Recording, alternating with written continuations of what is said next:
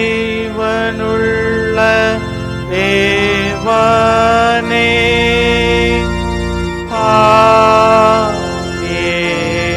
வாரும். ஜீவனுள்ள தேவனே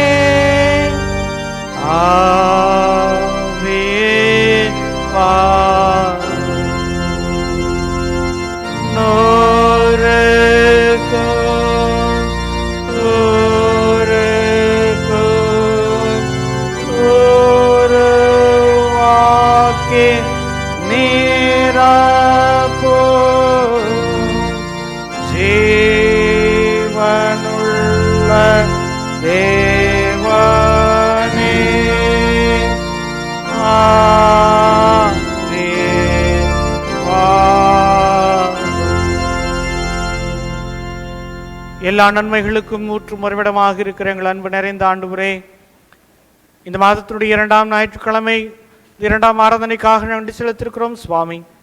எங்கள் இருவராயும் மூவராயும் திருப்பிரசன்னத்தினாலே கூடியமை ஆராதிக்கிறோமோ அங்கெல்லாம் வந்து எங்களை ஆசீர்வதிக்கிற கர்த்தர், உம்மை அழைக்கிற பொழுது நீர் எங்களுக்கு பிரசன்னராயிருந்து எங்கள் வேண்டுதல்கள் விண்ணப்பங்களை எல்லாவற்றும் கேட்கும், அங்கீகரிக்கும், ஆசீர்வதிக்கும் கர்த்தர் கொடுத்த இந்த நல்ல வாய்ப்புக்காக நன்றியோடு நாங்கள் நினைக்கிறோம். குறிப்பாக ஆண்டவரே, இந்த நாளிலே பெண்களை சங்கத்தின் ஞாயிறாக நாங்கள் அனுசரிக்கிறோம் சுவாமி. ஆண்டவர் எங்கள் வாழ்வில் கொடுத்த ஆதாமுக்கு ஏற்ற ஏவாளை ஏற்படுத்தி உலக வாழ்வின் நன்மை நிறைவுகளை, வாழ்வினுடைய முழுமையை, மனித வாழ்வினுடைய ஆசீர்வாதங்களை தந்த கர்த்தர் எங்களோடு இணைந்து பயணிக்கிற எங்கள் துணையாளர்களை நாங்கள் நினைத்து பார்க்கும். அவர்கள் இந்த சமுதாயத்திலே அங்கீகரிக்கும். அவர்கள் தொடர்ந்து இந்த திருச்சபையின் உள்ள தூண்களாய் பல நிலைகளிலே எங்கள் திருச்சபையினுடைய முன்னோடிகளாய் இருந்து செயலாற்றின ஒவ்வொரு செயல்களையும் நினைத்து பார்க்கும், மகிழ்ந்திருக்கும், கொண்டாடவும் நாங்கள் கூடி அமர்ந்திருக்கிறோம். கர்த்தர் எங்களுக்கு முதன்மையானவராய் நீர் வாரும். இந்த வழிபாட்டினுடைய தொடக்கத்திலிருந்து முடிவு வரைக்கும் உடைய கரம் இருக்கட்டும் சுவாமி. இதில் நாங்கள் பாடுகிற பாடல்கள், படிக்க கேட்கிற திருமறை பகுதிகள், கேட்கிற முறை சத்திய வசனங்கள் எங்கள் வாழ்விலே தொடர்ந்து உம்மை ஊக்குவிக்கும், விசுவாசத்திலே வாழவும், தொடர்ந்து பெண்களாகியவருடைய வாழ்விலே கடவுள் கொடுத்துக்கிற ஆசீர்வாதங்களை எண்ணி பார்க்கும் கிருபை செய்யும். இதில் இருக்கிற ஒவ்வொரு விண்ணப்பங்களும் வேண்டுதல்களும் நடைபெறுகிற ஒவ்வொரு நிகழ்வுகளையும் கர்த்தருடைய ஆசீர்வாதம், கடவுளுடைய வழிநடத்தலும், ஆண்டவருடைய இருப்பு நிலையும் நாங்கள் உணர்ந்து கொள்ள எங்களுக்கு கிருபை பாராட்டும்.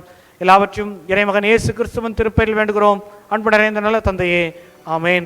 நம் யாவரும் எழுந்து நின்று ஆண்டவர் நாமத்திற்கு மகிமைக்காகும் இந்த ஆராதனைக்கு தொடக்கமாகும் கிறிஸ்து சபை பாமாலைகளில் முதலாவது பாடல், ஆத்மமே உன் ஆண்டவரின் திருப்பாதம் பணிந்து மீட்பர் சுகம் ஜீவன் அருள் பெற்றதாலே துதித்து என்கின்ற முதலாவது பாமாலையை நாம் எழுந்து நின்று பாடுவோம்.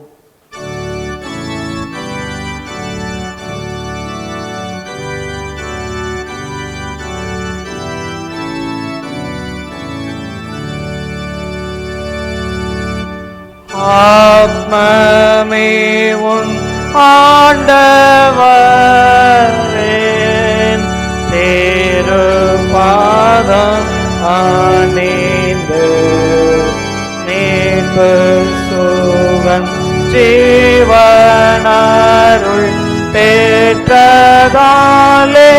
துதித்து அல்லேலூயா என்றென்றைக்கும் நித்யநாதரை போற்று. நம் பிதாக்கள் வாழ்வில் பெற்ற நன்மை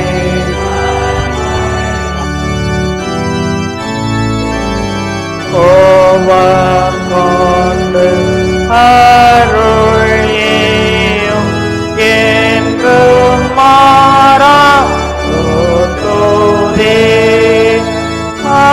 அல்லேலூயா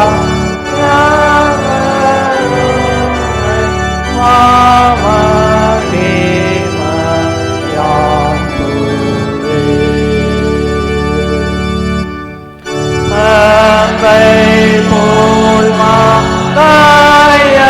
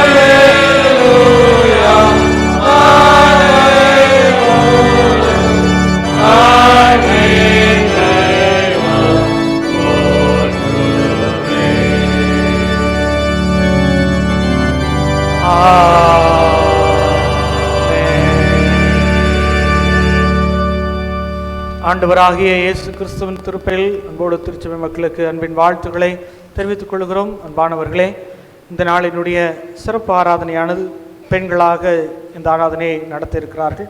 பெண்களை சங்கமாய் திருச்சபையின் பெண்களாய் இந்த ஆராதனையுடைய முழு ஆராதனையும் அவர்கள் நடத்திருக்கிறார்கள். பெண்களத்தின் சார்பாக யாவரையும் அன்போடு கூட வாழ்த்தி வரவேற்றுக் கொள்கிறேன். தொடர்ந்து நாம் நின்றபடி கடவுளை தொழுவோம்.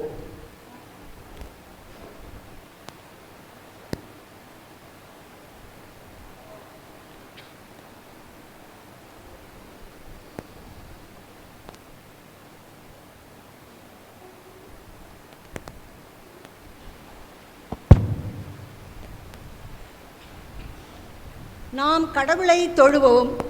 கடவுள் ஆவியாயிருக்கிறார். அவரை தொழுது கொள்கிறவர்கள் ஆவியோடும் உண்மையோடும் அவரை தொழுது கொள்ள வேண்டும். நம்முடைய பிதாவாகிய கடவுளாலும் கர்த்தராகிய இயேசு கிறிஸ்துவினாலும் உங்களுக்கு கிருபையும் சமாதானமும் உண்டாவதாக. இது கர்த்தர் உண்டு பண்ணின நாள். இதிலே களிகூர்ந்து மகிழ கடவோம். ஆண்டவரே, எங்கள் உதடுகளை திறந்தருளும். அப்பொழுது வாய் உங்கள் புகழை அறிவிக்கும். பிதாவுக்கும் குமாரனுக்கும் பரிசுத்தாவிக்கும் மகிமை உண்டாவதாக. ஆமென். திரியேக கடவுளை போற்றுதல்.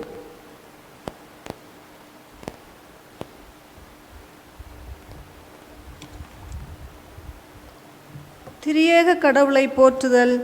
எங்கள் தந்தையாம் கடவுளே, உமது வல்லமையாலும் ஞானத்தாலும் எல்லாவற்றையும் படைத்து உமது குமாரனை எங்கள் இரட்சகராக தரும்படி உலகத்தில் அன்பு கூர்ந்தீரே, உம்மை போற்றுகிறோம். குமாரனாம் கடவுளே, பாவத்தை தவிர்த்து எல்லாவற்றிலும் எங்களைப் போல் மனிதனாகி எங்கள் பாவங்களுக்காக ஒப்பு கொடுக்கப்பட்டு எங்கள் நீதிக்காக உயிர்த்தெழும்பியவரே, உம்மை போற்றுகிறோம். பரிசுத்த ஆவியானவராகிய கடவுளே, எல்லா உண்மைக்குள்ளும் எங்களை வழிநடத்தி கடவுளின் அன்பை எங்கள் நெஞ்சில் பொழிகிறவரே, உம்மை போற்றுகிறோம். பிதா, குமாரன், பரிசுத்த ஆவியாகிய கடவுளே, உமக்கே எக்காலமும் எல்லா புகழும் மகிமையும் உண்டாவதாக.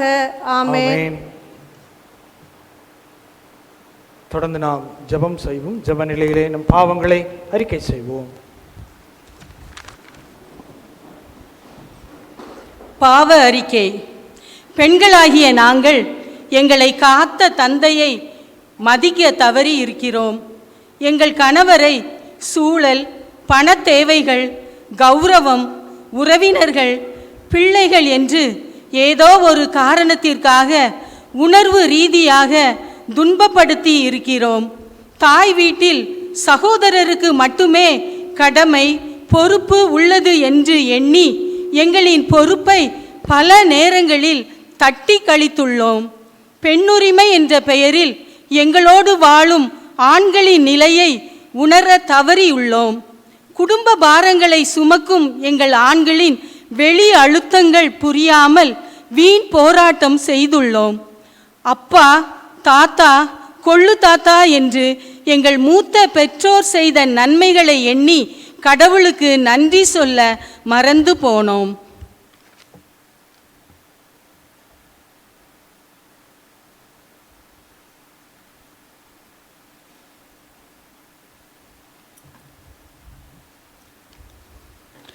நம்மை முன்னின்று வழிநடத்திய பெண்களின் ஊழியத்தை இன்று நமக்கு உறுதுணையாக நிற்கும் பெண்களின் ஊழியத்தை நினைவுகூர்ந்து கொண்டாடும் இந்நாளில் நாம் எங்கே தவறிழந்தோம் என்று நமது இருதயங்களை ஆராய்ந்து பார்க்க அழைக்கப்படுகிறோம். இணைந்து ஊழியம் செய்த ஏதியாலும் சிந்தியாகளும் கிறிஸ்துவில் ஒருமையை நாடும்படி அன்போடு நினைவுபடுத்தப்பட்டனர். இது நமக்குள்ளே வேறுபாடுகள் இருந்தாலும் கிறிஸ்துக்குள் ஒற்றுமையோடு நல்லிணக்கத்தோடும் இருக்க அழைக்கப்படுகிறோம் என்பதற்கான வலிமையான நினைப்பூட்டுகளாய் இருக்கின்றது.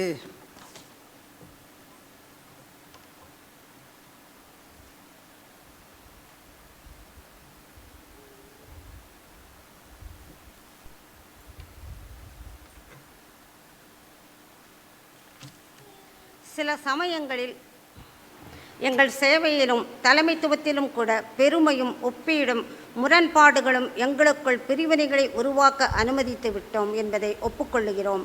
ஊழியம் செய்வதற்கு மட்டுமல்ல, ஒற்றுமை, பணிவு மற்றும் அன்போடு ஊழியத்தை நிறைவேற்றவும் நாம் அழைக்கப்பட்டுள்ளோம் என்பதை எண்ணாமல் விட்டுவிடுகிறோம்.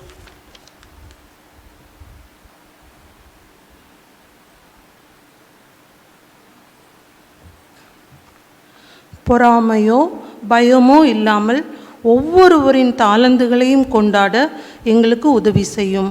கிறிஸ்துவில் ஒரே சரீரமாக ஒப்புரவாகவும் ஒருமித்த ஊழியம் செய்யவும் எங்களுக்கு கற்றுத்தாரும். உமது திருச்சபை ஒற்றுமையில் பிரகாசிக்கும்படியாய் எங்கள் ஊழியங்கள் பிரிவினையால் அல்ல, கிருபையால் தொடரட்டும். போட்டியால் அல்ல, பரஸ்பர மரியாதையாலும் அன்பாலும் நிலைத்திருக்க உதவி புரியும்.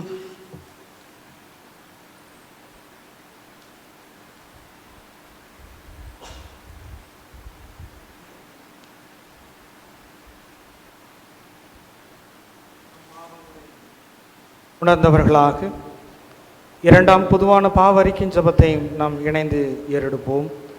எங்கள் தந்தையாம் கடவுளே, நினைவினாலும் வார்த்தையினாலும் விரோதமாய் பாவம் செய்திருக்கிறோம். முழு மனதோடு நாங்கள் உம்மை நேசிக்கவில்லை. எங்களிடத்தில் நாங்கள் அன்பு கூறுவது போல் எல்லா இடத்திலும் அன்பு கூறவில்லை. எங்கள் மேல் இரக்கமாக இருக்கும் வேண்டிக் கொள்கிறோம்.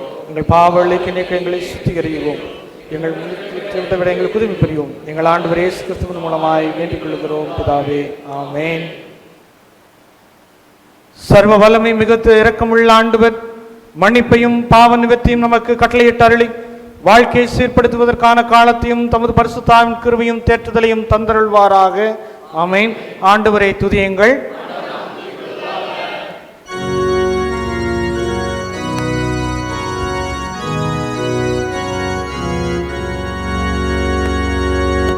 கர்த்தரை மரமாய் பாடே நம்முடைய நம்மள கடவோ வாருங்கள் துதித்து சங்கமாக வாங்கு சங்கீத நலவரம்பத்து ஆட கடவோ கர்த்தரை மகா தேவனு எல்லாத மகாராஜமா இருக்கிறார். இருக்கிறது பருவங்களும் அவருடையவைகள் சமுத்திரம் அவருடையது. அவரை உண்டாக்கினார், கட்டாந்தரையும் கரமுருவாக்கி நம்மை உண்டாக்கின நாம் பணிந்து பிடிந்து கடவும் அவர் நம்முடைய தேவன். நாம பேச்சும் அவர் கைகொடுக்கலாம் ஆடுகளுமாமே. இந்தபடி சத்தத்தை கேட்பீர்களாகில் பணாந்தத்தில் கொண்டு பண்ணும் போதும் சோதனை நடந்து போல உங்கள் இருதயத்தை படுத்தாதேயுங்கள். அங்கே உங்கள் பிதாக்கள் என்னை சோதித்து என்னை பரிசுத்து பார்த்து என் கிரையையும் கண்டார்கள். 40 வருஷமானதை ஆலோசித்து அவர்கள் வெளியே போகிறோம் என்னுடைய வழிகளை அறியாதவை என்றும் சொல்லி என்னுடைய பார்க்கிறவர்களை இல்லை என்று எளிய கோபத்துகள்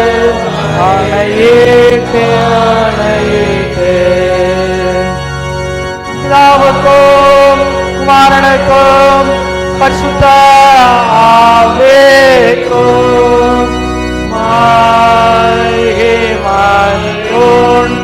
உண்டாவதாக அதிலும் இப்பொழுதும் எப்பொழுதுமான சதா காலங்களிலும் மைமுடாவதாக.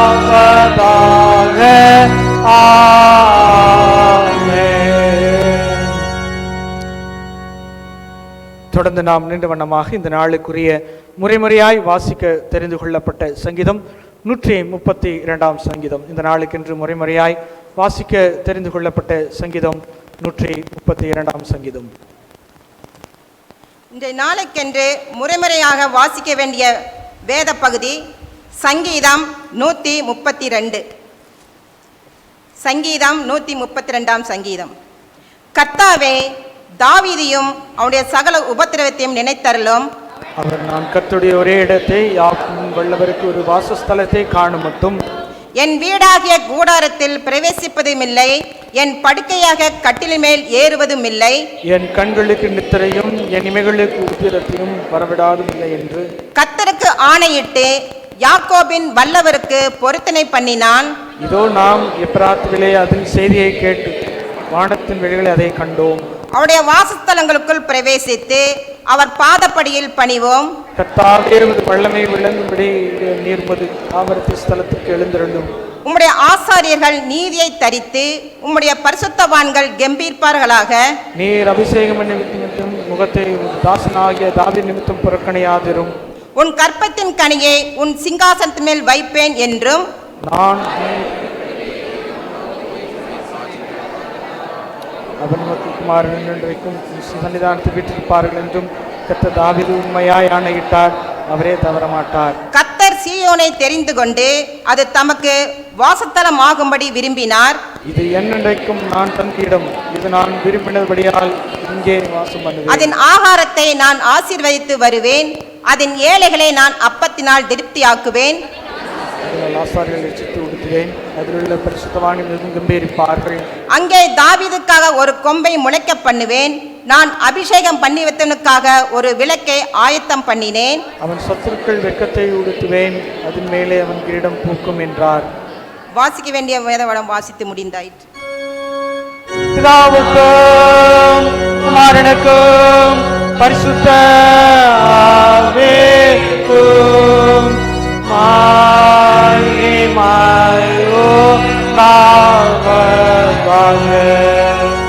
ஆதிலும் இப்பொழுதும் எப்பொழுதுமான சதா காலங்களிலும் மைமுள்ளதாக ஆமென். சபையார் அமரவும்.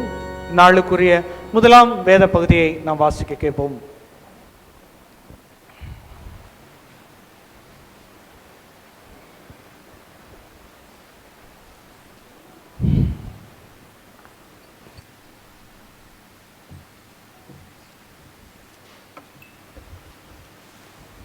வாசிக்க வேண்டிய முதலாம் வேத பாடம் நியாயாதிபதிகளின் புஸ்தகம் 4ஆம் அதிகாரம் வசனங்கள் 4 முதல் 16 முடிய. அக்காலத்திலே லபிதோத்தின் மனைவியாகிய தெபோராள் என்னும் தீர்க்கதரிசியானவள் இஸ்ரவேலை நியாயம் விசாரித்தாள். அவள் எப்பிராயிம் மலை தேசமான ராமாவுக்கும் பெத்தேலுக்கும் நடுவில் இருக்கிற தெபோராளின் பேரிச்ச மரத்தின் கீழ் குடியிருந்தாள். அங்கே இஸ்ரவேல் புத்திரர் அவளிடத்திற்கு நியாய விசாரணைக்கு போவார்கள். அவள் நப்தலியில் உள்ள கேதேசில் இருக்கிற அபினோகாமின் குமாரன் பாராக்கை வரவழைத்து, நீ நப்தலி புத்திரரிலும் செபுலோன் புத்திரரிலும் 16,000 பேரை கூட்டிக் கொண்டு தாபோர் மலைக்கு போக கடவா என்றும், நான் யாபேனின் சேனாதிபதியாகிய சிசெராயாவையும் அவன் ரதங்களையும் அவன் சேனையையும் கீசோன் பள்ளத்தாக்கிலே உன்னிடத்திற்கு வர இழுத்து அவனை உன் கையில் ஒப்பு கொடுப்பேன் என்றும் இஸ்ரவேலின் தேவனாகிய கர்த்தர் உனக்கு கட்டளையிடவில்லையா என்றாள். அதற்கு பாராக், நீ என்னோட கூட வந்தால் போவேன், என்னோட கூட வராவிட்டால் நான் போக மாட்டேன் என்பேன் என்றான். அதற்கு அவள், நான் உன்னுடனே கூட நிச்சயமாய் வருவேன், ஆனாலும் நீ போகிற பிரயாணத்தில் உண்டாகிற மேன்மை உனக்கு கிடையாது. கர்த்தர் சிசெராவை ஒரு சிறியின் கையில் ஒப்பு கொடுப்பார் என்று சொல்லி தெபோராள் எழும்பி பாராக்கோடே கூட கேதேசுக்கு போனாள். அப்பொழுது பாராக் செபுலூன் மனுஷரையும் நப்தலி மனுஷரையும் கேதேசுக்கு வரவழைத்து தன்னை பின் செல்லும் 16,000 பேரோடே போனான். தெபோராளும் அவனோடே கூட போனாள். கேனியனான ஏபேர் என்பவன் மோசையின் மாமனாகிய ஓபாத்தின் புத்திரராய் இருக்கிற கேனியரை விட்டு பிரிந்து கேதேசின் கிட்ட இருக்கிற சானாயிம் என்னும் கர்வாலி மரங்கள் அருகே தன் கூடாரத்தை போட்டிருந்தான். அபினோகமின் குமாரனாகிய பாராக் தாபோர் மலையில் ஏறிப்போனான் என்று சிசேராவுக்கு அறிவிக்கப்பட்ட பொழுது சிசேரா 900 இரும்பு ரதங்களாகிய தன்னுடைய எல்லா ரதங்களையும் தன்னோடு இருக்கும் எல்லா ஜனங்களையும் புறஜாதிகளின் பட்டணமாகிய ஆரோசேத்திலிருந்து கீசோன் பள்ளத்தாக்கிலே வரவழைத்தான். அப்பொழுது தெபோரால் பாராக்கை நோக்கி, எழுந்து போ, கர்த்தர் சிசேராவை உன் கையில் ஒப்புக்கொடுக்கும் நாள் இதுவே. கர்த்தர் உனக்கு முன்பாக புறப்படவில்லையா என்றாள். அப்பொழுது பாராக்கும் அவன் பின்னால் 16,000 பேரும் தாபோர் மலையிலிருந்து இறங்கினார்கள். கர்த்தர் சிசேராவையும் அவன் எல்லா ரதங்களையும் சேனை அனைத்தையும் பாராக்குக்கு முன்பாக பட்டயக்கருக்கினால் கலங்கடித்தார். சிசேரையா ரதத்தை விட்டிறங்கி கால்நடையாய் ஓடிப்போனான். பாராக் ரதங்களையும் சேனையையும் புறஜாதிகளுடைய ஆரோசேத் மட்டும் துரத்தினான். சிசேராவின் சேனைகளெல்லாம் பட்டயக்கருக்கினால் விழுந்தது, ஒருவனும் மீதியாய் இருக்கவில்லை. வாசிக்க வேண்டிய முதலாம் வேதம் பாடம் வாசித்து முடிந்தாயிற்று. தேவனே உமக்கே ஸ்தோத்திரம் உண்டாவதாக. நற்செய்தி பகுதிக்காக நாம் யாவரும் எழுந்து நிற்போம்.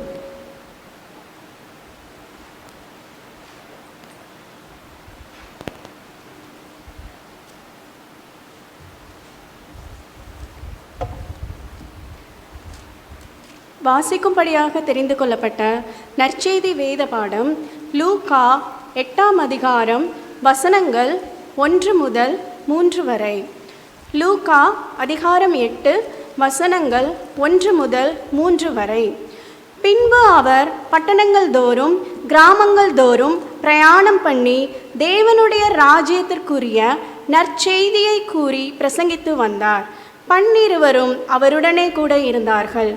அவர் பொல்லாத ஆவிகளையும் வியாதிகளையும் நீக்கி குணமாக்கின சில ஸ்திரீகளும் 7 பிசாசுகள் நீங்கின மகதலேனாள் எனப்பட்ட மரியாளும் ஏரோதின் காரியக்காரனான கூசாவின் மனைவியாகிய யோவன்னாலும் சூசன்னாலும் தங்கள் ஆஸ்திகளால் அவருக்கு ஊழியம் செய்து கொண்டு வந்த மற்ற அநேகம் ஸ்திரீகளும் அவருடனே இருந்தார்கள்.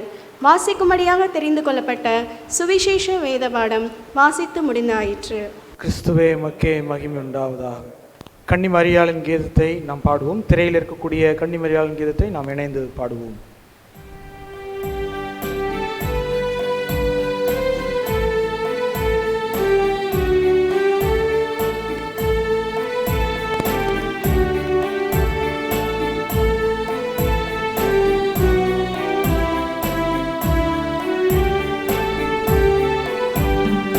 கர்த்தரை போற்றிய வாழ்த்துதல் கழித்துமே என் ஆத்துமா, கழித்துமே என் ஆத்துமா, கழிக்குதே என் ஆவி கருணை கூர்ந்தனர் பரமாத்துமா, கழிக்குதே என் ஆவி கருணை கூர்ந்தனர் பரமாத்துமா. தன் அடிமையின் தாழ்மையை இறையவர் கண் நோக்கினார், இறையவர் கண் நோக்கினார். என்றென்றும் எல்லோரும் புகழ என்னை தன்மயமாக்கினார், என்றென்றும் எல்லோரும் புகழ என்னை தன்மயமாக்கினார். பரிசுத்த நாமம் மகிமையாய் பதுத்தாரே அனைத்தும் நல்லது, ஆரனைத்தும் நல்லது. பயந்தவர்கள் அவர் இரக்கம் பரம்பரைக்கு உள்ளது, பயந்தவர்கள் அவர் இரக்கம் பரம்பரைக்கு உள்ளது. பசித்தோரையாவர்களை பரிந்து நன்மையால் நிரப்பினார், பரிந்து நன்மையால் நிரப்பினார். பஞ்சையாய் தனவாண்டலையும் பாய் வெறுமையாய் அனுப்பினார், பஞ்சையாய் தனவாண்டலையும் பாய் வெறுமையாய் அனுப்பினார். இரக்கம் செய்யவே எண்ணினார், இரக்கம் செய்யவே எண்ணினார். இஸ்ரவேலை ஆதரித்த இன்பமுயவை நன்னினார். இஸ்ரவேலை ஆதரித்த இன்பமுயவை நன்னினார். சுத்தாவிக்கும் மகிமையுண்டாவதாக, மகிமையுண்டாவதாக. ஆதியிலும் எப்பொழுதும் மகிமையுண்டாவதாக, ஆதியிலும் எப்பொழுதும் மகிமையுண்டாவதாக.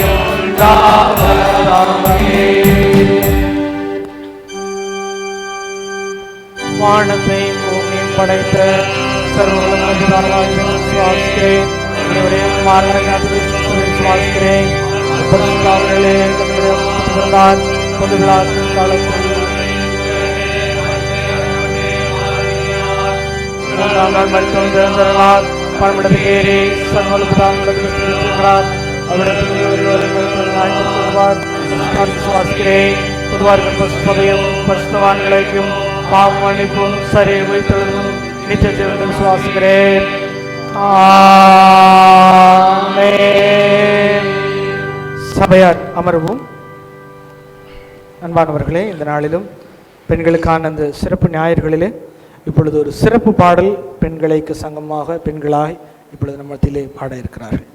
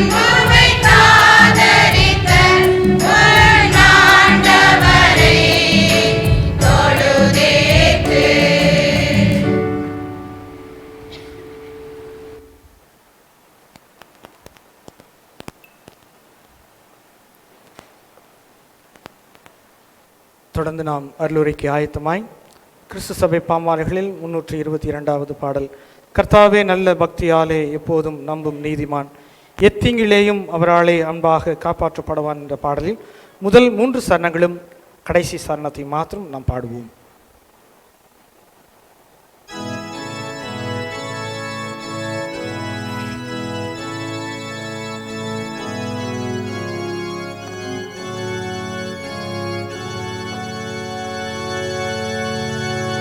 கர்த்தாவே நல்ல பக்தியாலே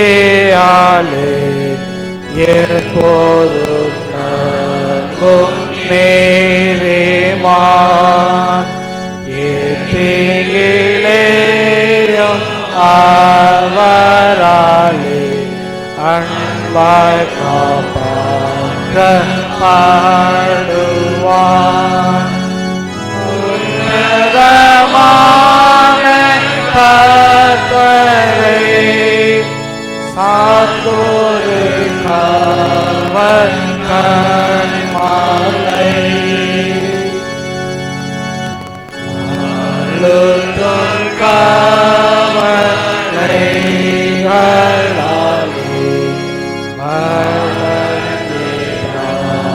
கீழோ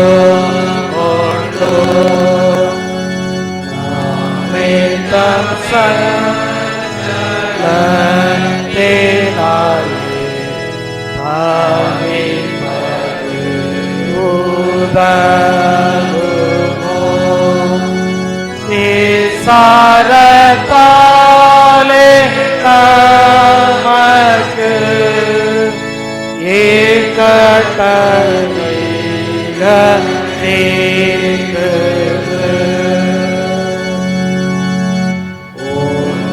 காரியத்தை நலமாக தேருபவனுக்கு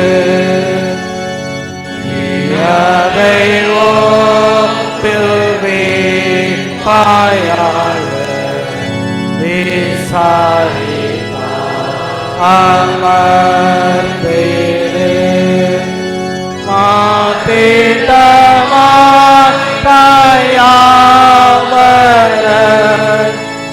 உன் தாழ்ச்சியை அறிந்தவர்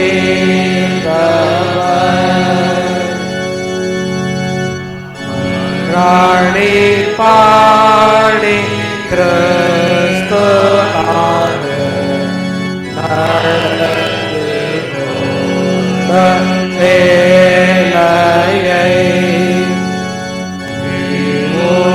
உண்மையோடு செய்வாயாக அப்போதே வாசத்தை திருப்பர்காண்பாய் நீதிமான் கர்த்தாவால் கைவிடப்படான்.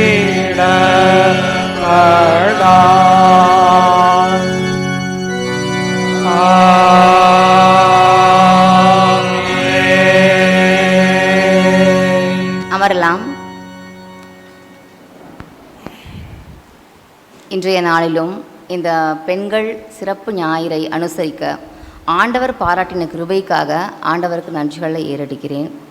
மேலும் இந்த வாய்ப்பை நல்கிய நமது சபையினுடைய ஆயர் தலைவர், செயலர், பொருளர், கமிட்டி அங்கத்தினர்கள், திருமண்டல பேரவை உறுப்பினர்கள் மற்றும் அன்பான திருச்சபை மக்கள் உங்கள் அனைவருக்கும் பெண்கள் ஐக்கிய சங்கத்தின் சார்பாக எங்கள் நன்றிகளையும் வாழ்த்துக்களையும் ஏறெடுத்துக் கொள்கிறோம்.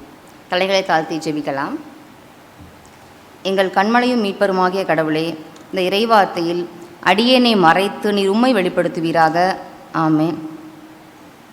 தென்னிந்திய திருச்சபை சினாட் மாமன்றம் இந்த ஆண்டினுடைய பெண்கள் ஐக்கிய சங்க இந்த திருநாளிற்கென்று கொடுக்கப்பட்டிருக்கிற தலைப்பு remembering and celebrating women ministry, பெண்கள் ஊழியத்தை நினைவு கூர்ந்து கொண்டாடுதல் என்பது. இதை இன்று நாம் தெபோராளின் வழி தியானிக்க அழைக்கப்பட்டிருக்கிறோம். யோசுவா கானானுக்குள் இஸ்ரவேலை அழைத்து சென்றவர். இவருக்கு பிறகு ஒரு நிரந்தர தலைவர்கள் இல்லை, நிலையான தலைவர்களும் இல்லை, தேவ பக்தியான தலைவர்களும் இல்லை. அதனால் கடவுள் நியாயாதிபதிகள் என்கிற ஜட்ஜஸை உருவாக்குறாரு. முதல் 3 நியாயாதிபதிகளும் ஒத்னியேல், சம்கார் மற்றும் ஏகூத், இவங்க 3 பேருடைய பீரியட்லையும் ரொம்ப தேவ பக்தியும் நீதியுமா அவங்க அரசாட்சி பண்ணுறாங்க. இந்த 3 ஆண் நியாயாதிபதிகளுக்கு பிறகு ஒரு பெண் நியாயாதிபதி உருவாகிறாங்க. ஏனென்றால் ஒரு ஆண் நியாயாதிபதி தேடி தேடி தேடி அவர்களுக்கு கிடைக்கவில்லை. பெண்களை இழிவாக நினைக்கப்பட்ட யூத சமுதாயத்தில் வேறு வழி இல்லாமல் தெபோராள் நியாயாதிபதியாக உருவெடுக்கிறாங்க. இதுதான் இதனுடைய கதை. நியாயாதிபதிகளுக்கு ராஜாக்களுக்கு இணையான பவர்ஸ் இருந்தது. அரசியல், இராணுவம், ஆன்மீக முடிவுகள் எல்லாமே அவங்க எடுக்க முடியும். அந்தளவுக்கு ஒரு பவர்ஃபுல்லான போஸ்ட்டாக இருந்துச்சு. ஆனால் தெபோராளுக்கு எந்த விதமான பெரிய குடும்ப பின்னணியும் இல்லை. நீங்கள் 4:4 வாசிச்சிங்கன்னா அவங்க லபிதோத்தின் மனைவி, அந்த ஒரு வார்த்தை தான் அவங்க வம்ச வரலாறு கிடையாது, வம்சப்பட்டியல் எதுவுமே கிடையாது. ஒரு சாதாரண குடும்ப பெண் ஒரு கடவுளுடைய ஒரு ஸ்பிரிச்சுவல் லைஃப்னால் இப்பேற்பட்ட ஒரு நிலையை அடையிறாங்க. எப்படி இவங்க ஒரு உமன் லீடராக மாற்றப்பட்டாங்க அப்படின்னு நம்ம இன்றைக்கி கற்றுக்கொள்ளலாம். யாத்ராகமம் 18 படி இவங்க கானானில் செட்டில் ஆகுறாங்க. அதாவது அடிமைத்தனத்திலிருந்து ஒரு முழு சுதந்திரமான வாழ்க்கை வாழ்கிறாங்க. பாலும் தேனும் ஓடுகிற தேசம், ரெடிமேடாக ஒரு வீடு இருக்குது, தோட்டம் இருக்குது, அவங்களுக்கு தேவையான வசதிகள் அங்கே இருக்குது. அப்படிப்பட்ட ஒரு இடத்துல தான் குடியேறாங்க இஸ்ரவேலர்கள். அப்போது போராட்ட வாழ்க்கையிலேருந்து கம்ஃபர்ட் ஜோனுக்கு போகிறது ஸ்பிரிச்சுவல் லைஃபுக்கு கம்ஃபர்ட்டாக இருக்காது. ஒரு விமானம் விமான நிலையத்தில் நிறுத்தி வைக்கிறது போன்றது கம்ஃபர்ட் ஜோன். ஆனால் அதுக்காக விமானம் படைக்கப்படவில்லை இல்லையா? அது எல்லா இடத்துக்கும் ட்ராவல் பண்ணுறதுக்கு, மனிதர்களை ஒரு இடத்துலேருந்து இன்னொரு இடத்துக்கு கூட்டி சேர்க்கறதுக்காக படைக்கப்பட்டது. அப்போது இவங்களுடைய கம்ஃபர்ட் லைஃப் என்ன அவங்களுக்கு கொடுக்குதுன்னா பாடுகள் குறையுது. அதனால் தேவனை தேடுவதும் குறையுது. ஆன்மீக வளர்ச்சி இல்லாமல் போயிடுச்சு அவங்களுக்கு. எதை செய்தாலும் அவங்க நன்றி உணர்வு குறைந்த மனிதர்களாக மாறிக்கொண்டே இருக்கிறாங்க. எதற்கெடுத்தாலும் முறுமுறுக்கிறாங்க. ஏதோ ஒரு தவறு செய்துட்டு நாங்கள் அதனால தான் செஞ்சோம், இதனால தான் செஞ்சோம்னு குற்றம் சாட்டுகிற மனநிலையை கொண்டு வராங்க. எல்லாவற்றிற்கும் மேலாக கானானுடைய செழுமைக்கு அவங்க சில குலதெய்வ வணக்கங்களை வைத்திருக்கிறாங்க. இஸ்ரவேலர்கள் என்ன நினைக்கிறாங்கன்னா, அதையே நம்மளும் செஞ்சால் இந்த செழுமை நமக்கு கண்டினியூ ஆகும், இதை நம்ம ஃபாலோ பண்ணிக்கலாங்கிற மனநிலைக்கு திருப்பப்படுகிறாங்க. இதுதான் அந்த அடிமைத்தனத்துக்கு நேராக இவங்களை இட்டு சென்ற ஒரு காரியம். 4:1 வாசிங்க.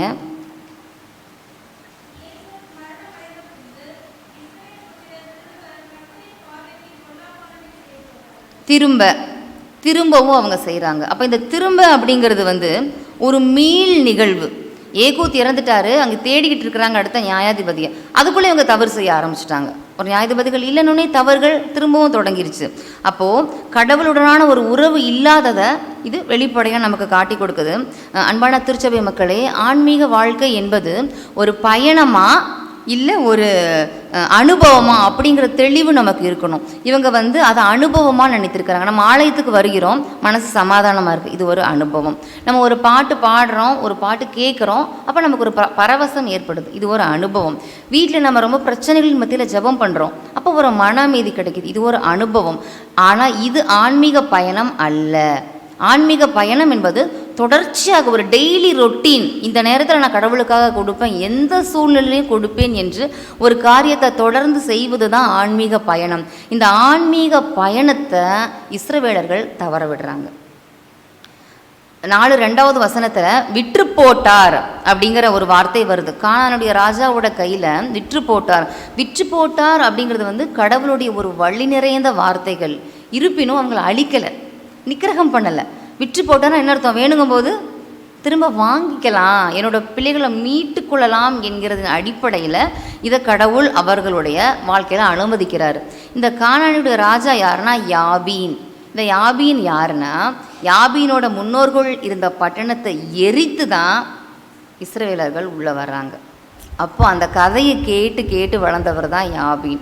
அப்போ என்ன நினைக்கிறாரு, இஸ்ரவேலர்கள் நம்ம கையில் கிடச்சிட்டாங்க, அவங்களுக்கான துன்ப காலம் இதிலிருந்து ஆரம்பிக்குது. ஒரு பாவம், இவங்க செய்த பாவங்கள் பழைய எதிரிகளுடைய கைக்கே தள்ளுது, பழைய கதவுகளை திறக்குது. கடவுள் மன்னித்த மறந்த காரியங்களை இவங்களோட வாழ்க்கையில் திரும்பவும் கொண்டு வருகிறது என்பதை கருத்தில் கொள்வோம். 20 வருட அடிமைத்தனம் இது எப்படி இருந்துச்சுன்னா, யாபீனுக்கு வந்து 900 இருப்பு ரதங்கள் இருக்குது. ரதம்னா ஒரு தேர் அளவுக்கு நீங்கள் பெருசாக நினச்சிக்கோங்க. டன் கணக்கிலான எடை இருக்கும். 900 வச்சுருக்கிறார் அவர். 900 இருப்பு ரதங்கள் அவர்கிட்ட இருக்குது. அவர் வந்து இவங்களை கொடுமைப்படுத்துறதுக்குன்னே ஒரு டிபார்ட்மெண்ட் வைக்கிறாரு. அதனுடைய ஹெட் தான் சிசரா, சேனாபதி சிசராவை வச்சு முழு நேரமாக இஸ்ரவேலர்களை துன்புறுத்துறதுக்காகவே அவர் இதை உருவாக்குறாரு. என்னென்ன கொடுமைப்படுத்தினார் அப்படின்னா, 5வது அதிகாரம் 6வது வசனம் வாசிங்க.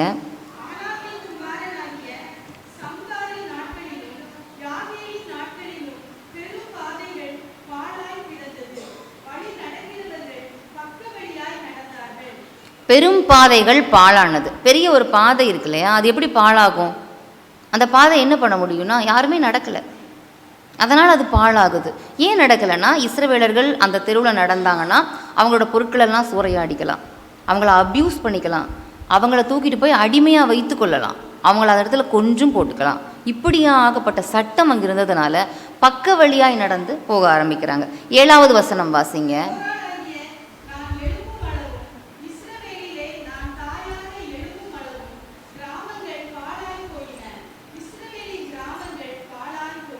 கிராமங்கள் எப்படி பாழாகும் அப்படின்னா, கிராமங்கள் இருந்தவங்களுடைய வீடுகளுக்குள்ளே பூந்து சூறையாடுறாங்க.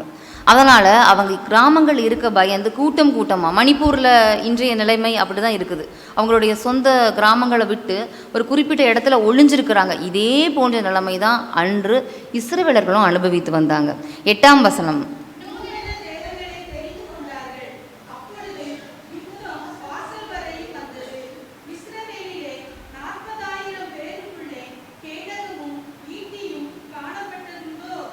மூன்று காரியம் இதில், 3 வகையான துன்பங்கள். இவங்க நூதன தேவர்கள்னால் என்ன அப்படின்னா, அவங்க பயப்படுறாங்க நிறைய காரியத்தை குறித்து, எதை பார்த்தாலும் பயப்படுறாங்க.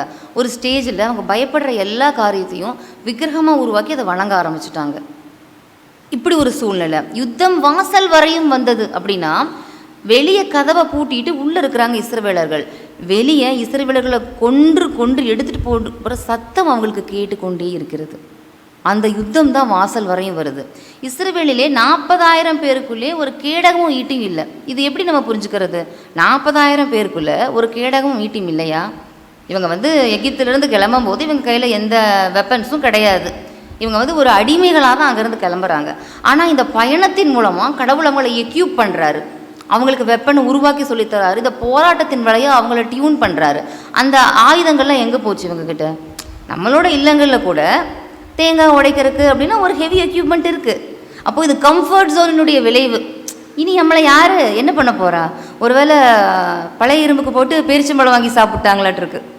40,000 பேருக்குள்ளே ஒரு ஹெவி எக்யூப்மெண்ட் கூட அவங்கக்கிட்ட கிடையாது. அவ்வளோ ஒரு லெத்தர்ஜிக் மனநிலை. இனி நம்மளை யார் என்ன செய்வா அப்படிங்கிற எண்ணத்தில் இஸ்ரவேலர்கள் இருந்திருக்கிறாங்க. இப்படிப்பட்ட சூழ்நிலையில் தான் கடவுள் பாராக்கை அழைக்கிறார். பாராக் என்ன பண்ணுறாரு? கொஞ்சம் பயந்துக்கிறாரு. அதனால் கடவுள் தெபோராளுக்கு வெளிப்படுத்துகிறாரு. 7வது வசனத்தில் கர்த்தர் உனக்கு கட்டளையிடவில்லையா அப்படின்னு தெபோரால் சொல்கிறதோட அர்த்தம் ஏற்கனவே பாராக்கிட்ட சொல்லியாச்சு. பாராக் பயப்படுறதுனால விஷயம் தெபோரால் காதுக்கு போகுது. தெபோரால் ஏற்கனவே உங்கள்கிட்ட சொல்லியிருக்காருல்ல அப்படின்னு சொல்கிறாரு. இவ்வளோ பெரிய காரியம், இஸ்ரவேலர்களை மீட்கும் பணி, அதுவும் இவ்வளோ பெரிய ஆளுங்க கிட்ட இருந்து மீட்கணும். இந்த பணிக்கு ஒரு பயமுள்ள பாராக கடவுள் தெரிந்து கொள்கிறார். ஒரு பயப்படுகிற மனுஷனை கடவுள் வந்து எப்பொழுதுமே பலவீனமான தகுதியற்ற மனிதர்களை தான் அவருடைய பணிக்காக எல்லா காரியத்துக்குமே தெரிந்து கொள்கிறாரு. ஏன்னா கடவுள் வந்து நம்மால் என்னவெல்லாம் முடியும் அப்படின்னு பார்க்குறதில்ல, நம்ம எவ்வளோ அவரை நம்புகிறோம் அப்படிங்கிறத தான் கடவுளுடைய ரேஷியோவில் அவர் வச்சுருக்கிறாரு. இன்னும் 8வது வசனத்தில் அவர் என்ன சொல்கிறாரு?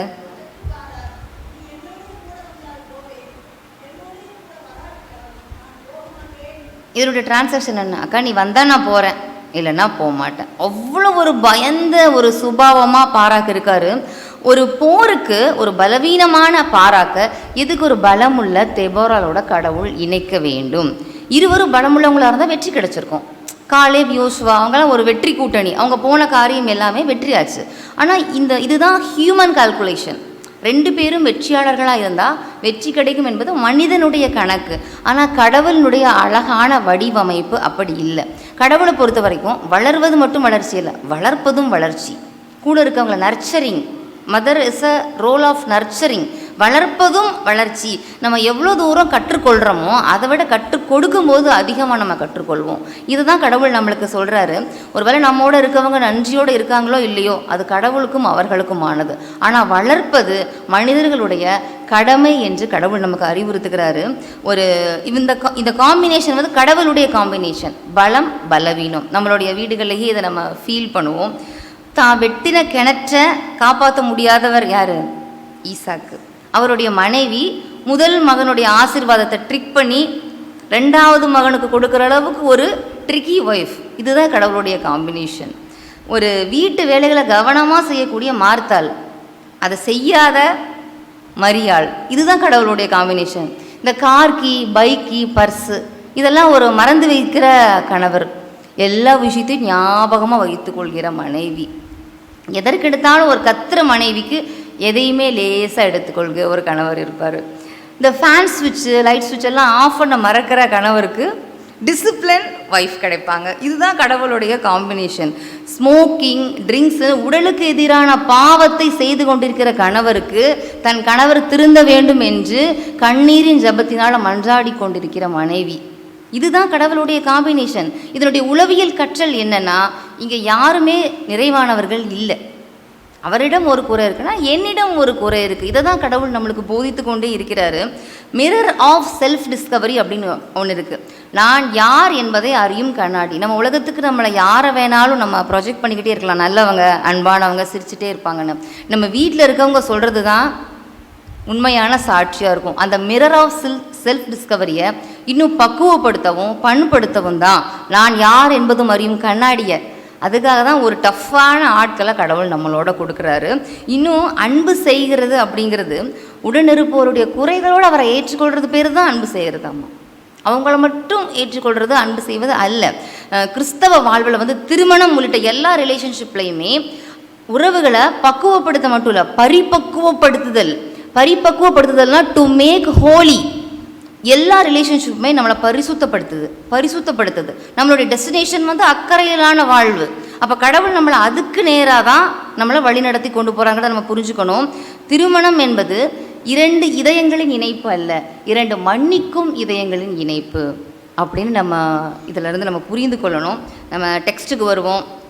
தெபராலும் பாராக்கும் கிளம்பிட்டாங்க. 9வது வசனத்தில் என்ன சொல்கிறாங்கன்னா,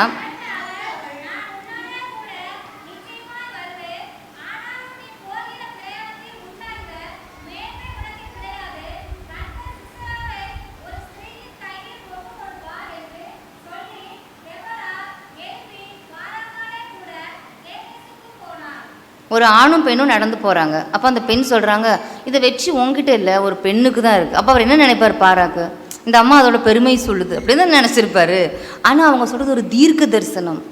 அவங்க சொல்கிறது ஒரு சாதாரண பெண்ணால், குடும்ப பெண்ணால் எப்படி ஒரு ஜப வாழ்க்கை, கடவுளோட உள்ள ஐக்கியம், இஸ்ரவேல் மேலுடைய கரிசனை, இது எல்லாமே சேர்ந்து இவங்களுடைய நிறைவு பாராக்கினுடைய குறைவை சரி செய்து. இயேசு கிறிஸ்துவனுடைய படத்தை பார்க்கும் போதெல்லாம் அவருடைய தலையின் மேலே ஒரு ஒளிவட்டம் இருக்கிற மாதிரி ட்ரா பண்ணுவாங்க. அது எதுக்குன்னா, ஹீஸ் அ கம்ப்ளீட் பாசிட்டிவிட்டி ஆரா. அவர் முழுவதும் நிறைவானவர். அவர் விரும்புகிற ரிலேஷன் வைத்துக் கொள்கிற நாம முழுவதும் குறைவானவர்கள். அவர்கிட்ட இருந்து அந்த பாசிட்டிவிட்டியா நிஜமாவே அவர் உயிரோடு இருக்கும்போது அவரை பார்த்த நிறைய பேர் வந்து இவரை சுற்றி ஒரு ஒளிவட்டம் இருக்குது அப்படின்னு ஃபீல் பண்ணி கொண்டாங்களாமா. அதனால தான் அவரை அறிந்தும் அவர்கிட்ட இருந்து வல்லமை போகுது, அவரை அறியாமையும் அவர்கிட்ட இருந்து வல்லமை புறப்படுது. அவ்வளவு காட் ஆஃப் பாசிட்டிவிட்டி நம்மளுடைய கடவுள். தெபோரால் வந்து எந்த அளவுக்கு பாராக்க உருவாக்குனாங்கன்னா, எபிரேயர் 11:32 விசுவாச வீரர்களோட பட்டியல் இருக்குது. கிதியோன், சிம்சோன், இந்த லிஸ்ட்டில் யார் வரா? இந்த பயந்துக்கிட்டு இருக்கார இந்த பாராக் வராரு. அப்போது nurturing is a God given responsibility அப்படின்னு பெண்கள் அறிந்து கொள்ள வேண்டும். தொடர்ந்து நாமளும் தெபோராலை போல இருக்க தான் ட்ரை பண்ணிக்கிட்டு தான் இருக்கோம். ஆனால் ஏதோ ஒரு தடை. தெபோராலுக்கு நமக்கு ஒரு நூலிலே கேப்பு தான். அந்த தடையில் ஒன்று கவலை, பெரிய ஒரு கவலை. இப்போ நான் உங்களை பார்த்து கேட்குறேன், மூத்த பெற்றோர் இங்கே நிறைய பேர் இருக்கீங்க, பிள்ளைகளை திருமணம் செய்து கொடுத்துட்டதுக்கு அப்புறம் இருக்கிற பெற்றோர், உங்களுக்கு என்ன கவலை? உங்கள் பிள்ளைங்களெல்லாம் செட்டில் பண்ணிட்டீங்க, ஒரே கவலை. ஜபம் உண்டு, வேத வாசிப்பு உண்டு, கடவுளோட ஐக்கியமும் உண்டு, நிறையா கவலையும் உண்டு. நல்லா ஜெபம் பண்ணிவிட்டு, கடவுளே நீங்கள் எதை பற்றியும் கவலைப்படாதீங்க, நான் இருக்கேன் கவலைப்பட அப்படின்னு சொல்லிட்டு நம்ம திரும்பி வரோம். அப்படி தான் நம்மளுடைய வாழ்க்கை இருக்குது. நிறைய கவலை நம்ம மேற்கொண்டுக்கிட்டே இருக்குது. இதை தொடர்ந்து நம்ம பார்த்தோம்னா இந்த கவலை எதை பற்றி வருது அப்படின்னு ஒரு ஸ்டாட்டிஸ்டிக்ஸ் எடுக்கிறாங்க. பிள்ளைங்க டெய்லி ஃபோன் பண்ணலை, அவங்க எப்படி இருக்காங்கன்னு தெரியல, அவங்க சரியாக இதெல்லாம் எல்லா காரியத்தையும் அவங்க வீட்டை நடத்துகிறாங்களான்னு தெரியல, நேற்று நல்லா பேசுனாங்க இன்றைக்கி குரல் சரியில்லை, சரியாக பேசலையோ அப்படிங்கிற கவலை, மருமகள் மதிப்பதில்லை, கையில் டீ கொடுக்கறதில்ல, இதை பற்றி எல்லாம் இதுதான் இருக்குது. வயது மூப்பின் காரணமாக நிறைய உடல் பிரச்சனைகள் வருது, அதை பற்றின கவலை. நம்ம படுத்துட்டா யார் பாப்பா, நமக்கு ரொம்ப முடியலன்னா யார் பாப்பா, இப்படி தான் மேக்சிமம் இந்த ஏஜஸில் கவலை இருக்குதாம்மா. இதெல்லாம் நீங்கள் கவலைப்படுறதுனுடைய ஸ்டாட்டிஸ்டிக்ஸு. கவலை அப்படிங்கிறது வந்து மனிதனுடைய நோய், அதை சரிப்படுத்தும் மருந்து தான் ஜெபம். நம்ம என்ன பண்ணுறோம், மருந்தை உட்கொண்டுட்டு கவலை போக வேண்டாம் நம்மளே வச்சுக்கிறோம். நம்ம ஒரு தலைவலிக்கு கூட ஒரு டேப்லெட் போட்டால் அது சரியாகும்னு நம்ம நம்புகிறோம் சைக்கலாஜிக்கலாக. ஆனால் ஜெபம் பண்ணால் கவலை போகும் நம்ம என்ன பண்ணுறதில்ல, நம்புறதில்லை. 1 மணி நேரம் ஜெபிக்கிறோம், 23 மணி நேரம் கவலை தான். இப்படி தான் நம்மளுடைய வாழ்க்கை நகர்ந்து கொண்டே இருக்கிறது. ப்ரே அன்டில் நோ ஃபியர் லெஃப்ட்னஸ் அப்படின்னு ஒரு பியூட்டிஃபுல் கோட் இருக்குது. எது வரைக்கும் ஜெபிக்கணுமாமா, எந்த பயமும் வராத வரைக்கும். பயம்தான் கவலையினுடைய வேர். எந்த பயமும் எப்படி வராமல் இருக்கிறது, என்னை கொன்று போட்டாலும் அவர் மேல் நம்பிக்கையாக இருப்பேன்னு யோபு சொன்னார், அது வரைக்கும் ஜெபம் பண்ணுமாமா. அப்போ நம்முடைய கவலை வந்து இன்னும் நம்முடைய ஜெபக்குறைவு, நம்மளுடைய ஜெபக்குறைவை தான் சுட்டி காட்டிக்கொண்டே இருக்குது. அன்பான திருச்சபை மக்களே, இந்த கவலைக்கு காரணம் என்னென்னு இன்னும் ரிசர்ச் பண்ணுவோம். நம்ம டெக்ஸ்ட்டுக்கு வருவோம். ஃபஸ்ட்டு போருக்கு கிளம்பிட்டாங்க தெபோராலும் பாராக்கும். கடவுள் என்னென்ன சொல்கிறாரோ அதை அப்படியே தெபோரால் கேட்குறாங்க. தெபோரால் என்னென்ன சொல்கிறாரோ அதை அப்படியே பாரா கேட்குறாங்க. பெரிய பலம், பெரிய படைபலம், ரதங்கள் எல்லாமே இருக்குது. இவங்கக்கிட்ட ஆட்களும் குறைவு. அதனால் நார்த்து கேனானில் செட்டிலான செபுலோன் நப்தலி கிட்ட போய் ஒரு 10,000 பேரை நீங்கள் இன்ட்ரெஸ்டாக இருந்தால் எங்களோட போருக்கு வாங்க அப்படிங்கிறாங்க. அவங்க நிறைய பேர் இருக்காங்க, ஒரு 10,000 பேர் விரும்பி இவங்களோட வராங்க. எந்த எக்யூப்மெண்ட்டும் கிடையாது, சும்மா நெருங்கையோட அவங்களோட வராங்க. இப்படி தான் இவங்களோட பயணம் ஸ்டார்ட் ஆகுது. நேர் வழியில் சொல்ல முடியும், நேர் வழியில் செஞ்சால் இவங்களுடைய போருக்கு ரொம்ப வசதியாக இருக்கும். ஆனால் கடவுள் வந்து தாபோர் மலையை தேர்ந்தெடுக்கிறாரு. தாபோர் மலை வழியாக கீசோன் பள்ளத்தாக்கில் தான் கடவுள் நினச்சிருக்கிற அந்த வார்ஃபேர் நடக்க போகுது. இதன் வழியாக தான் வழி நடத்துகிறான்னு இவங்களுக்கு தெரியுது. ஆனால் இவங்க எதுவுமே கேட்கல கடவுள்கிட்ட. தாபோர் மலை வந்து கீசோன் பள்ளத்தாக்குமே ரொம்ப நேரோவானதாம்மா, இப்படி ஏறி இப்படி இறங்கக்கூடியது. ஏறுறது இறங்குறது ரொம்ப கடினம் அவங்களுக்கு. அப்போது அவங்க நினைக்கிறாங்களாம், காணானியர்கள் வந்து இவங்க அடி வாங்கினா தப்பிக்க கூட முடியாது, அப்படிப்பட்ட இடத்த சூஸ் பண்ணியிருக்கிறாங்க அப்படின்னு அவங்க நினைக்கிறாங்களாம்மா, வேடிக்கையாக. ஆனால் இவங்க எதுவுமே கேட்காம கடவுள் என்னென்ன சொல்கிறாரோ அதை அவங்க ஃபாலோ பண்ணுறாங்க. இயற்கைக்கு மாறான காரியங்கள் அங்கே நடக்குது. கீசோன் பள்ளத்தாக்கில் இந்த சண்டை நடக்கிறதுக்கு முன்னாடி ஒரு மலை வந்து சேராக இருக்குது. இங்கே போய் இஸ்ரவேலர்கள் நிற்கும்போது நிற்கக்கூட வசதி இல்லாத ஒரு இடமா இருக்குது. அப்போது அவங்க நினச்சிருக்கணும்ல, நிற்கக்கூட வசதி இல்லை, நம்ம எப்படி இங்கே போர் புரிய முடியும்? ஆனால் அவங்க எதையுமே கேட்கல. கடவுள் என்ன சொல்கிறாரு நம்ம செய்வோம் அப்படின்னு நினைக்கிறாங்க. அந்த இடத்துல ரதங்கள், சிசராவுடைய ரதங்கள் எதுவுமே நகர முடியல. முதலாவது அவருடைய படைபலம் அங்கே என்ன பண்ணப்படுது, ஒன்றுமில்லாமல் ஆக்கப்படுது. அதுவே அவங்களுக்கு ஒரு பெரிய ஒரு இதாகுது. தெபோரால் வந்து 14வது வசனத்தில் பாராக்க வந்து தைரியப்படுத்துகிறாங்க. கர்த்தர் உனக்கு முன்னாடி போராடுறாரு அப்படின்னு சொல்லி பாராக்க ஒரு தைரியசாலியாக தெபோரால் உருவாக்குறாங்க. அவங்களே முன்னணி நடத்த முடியும், ஆனால் அவங்க பாராக்க எக்யூப் பண்ணுறாங்க. இந்த இடத்துல 15வது வசனம் வாசிங்க.